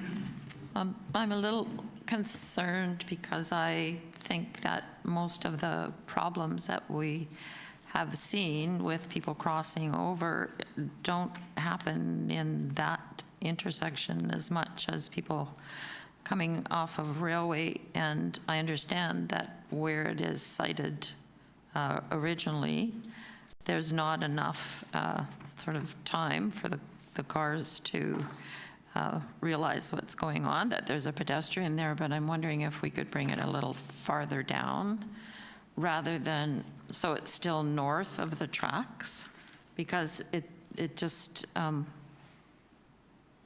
people right now don't want to walk all the way, if they're on Railway, don't want to walk all the way down to Fur and then across Fur and then back. And we're still having the same problem. So I don't know if that's the ideal place for that. It may well help with the Dollymont bike trail, but I don't know that it helps with people trying to cross over Memorial. So that would be my suggestion, is that we still have it north, but not exactly where it is, so. Mr. Hanson. Mr. Mayor, to the councillor, I think we looked at various locations to try and achieve that northern alignment, and the sight lines just aren't there. And I think we couldn't put it in a safe manner. I think that was why we ended up going on the other side. And if people continue to make those movements, we'll have to look at maybe some other measures, I think, to ensure that it's a safe crossing area in general. Okay. Short of realigning the whole road. Well, just to my mind, it's not solving what I perceive as the problem, like why we're going through this whole process in the first place. So if it's not going to work where you originally had it, and it's still not going to work north of the tracks anywhere along there, then I don't know if it's really worth putting that extra piece of the crosswalk in there. Well, I like it. I wanted it further down myself. And I walked there and I look at that when the market is on and people come walking across from Railway, and if they could see there's a crossing right there, they will use it. But there is no crossing right there like there is being proposed. So I think this will be, like Councillor Skipsey said, an improvement. I looked at it carefully because I wanted that further back down towards the north, and I could see the danger of being the sideline is the issue. People come around at a fairly significant speed. So one thing, apart from the crosswalk, would be to have some signage indicating further before you get to the Village Way turnoff, warning people to slow down. I think you hear that everywhere. People need to slow down. And there should be clear signage, whether it is an event or not, to slow down, because that intersection at the gas station is very difficult to fix. But if everybody slow down and we have this crosswalk and that curb that comes out, I think that made a difference too. I looked at that and with Mr. Watson actually, and we looked at that, and I think Council, this is probably the best of what we can do at the time. We're still awaiting what is the future of the railway corridor, whether it's going to be a trail or something else. But at this point, this is the step in the right direction. I'm convinced of that. Councillor Harrison. Just through the chair to Mr. Sales, I believe that eventually Railway Street is going to be closed off in a long-term plan for our transportation used to be called the Age-Friendly Transportation Plan, now just our Transportation Master Plan. But I thought there was supposed to be an enclosure essentially happening on railway, which might address some of the concerns from Councillor Vander. I know not immediately, but eventually. And maybe I'm wrong on that, so please correct me if I'm wrong. Thank you. Through the chair to Councillor Harrison. So the closure of that portion of railway has been considered on multiple occasions. There's no commitment to the town, but certainly that has been noted by ICBC and others in the past as a hazardous intersection, especially some of those turning movements. So it's not a committed plan, but it's certainly something to consider in the future, either a partial closure or complete closure. Yeah, and again, sightlines are an issue there as well. All right, we haven't discussed it. Any further discussion? All in favor? Opposed, if any? Council carries. Then carries. Thank you unanimously. The roof. Mr. Stanger. Thank you, Your Worship. The last staff report is for a tender award for the Civic Centre roof replacement. The roof, the last time the roof was replaced was 2004, so the current flat roof, we have two roofs. We've got a flat roof on the lower and a flat roof on the upper of the Civic Centre. This is just for the lower roof. And the proposal was to replace it with a two-ply torch-on SBS system, similar to what we have. As I mentioned, it was last replaced in 2004, and it's been in service for 21 years. The RFQ that the town invited contractors to submit was bids to replace the existing roof system with the new two-ply torch-on system. Contractors were additionally encouraged to propose alternative roof solutions, offering potential benefits in durability and cost effectiveness, such as products with lifespans up to 50 years. The aim of exploring alternative roofing products was to accompany the products, and they could be potentially reduced for the long-term maintenance and replacement costs. With that, we got 7 competitive bids, but all that the bids that we got were for a 20-year warranty for it, so we never get anything over the 20-year warranty, and it was proposed that we would stay with the two-ply torch-on SBS system. The funds that will come for the replacement is from our 2025 to 2029 financial plan, and it comes out under the general facilities budget for town-owned properties. What we would like to recommend is that Council awards the project titled 2020-25 RFQ Civic Centre Roof Replacement to G&G Roofing in the amount of $200,019, excluding GST. This comes under budget. What we awarded was for $250,000. Any questions about that? Councillor Harrison.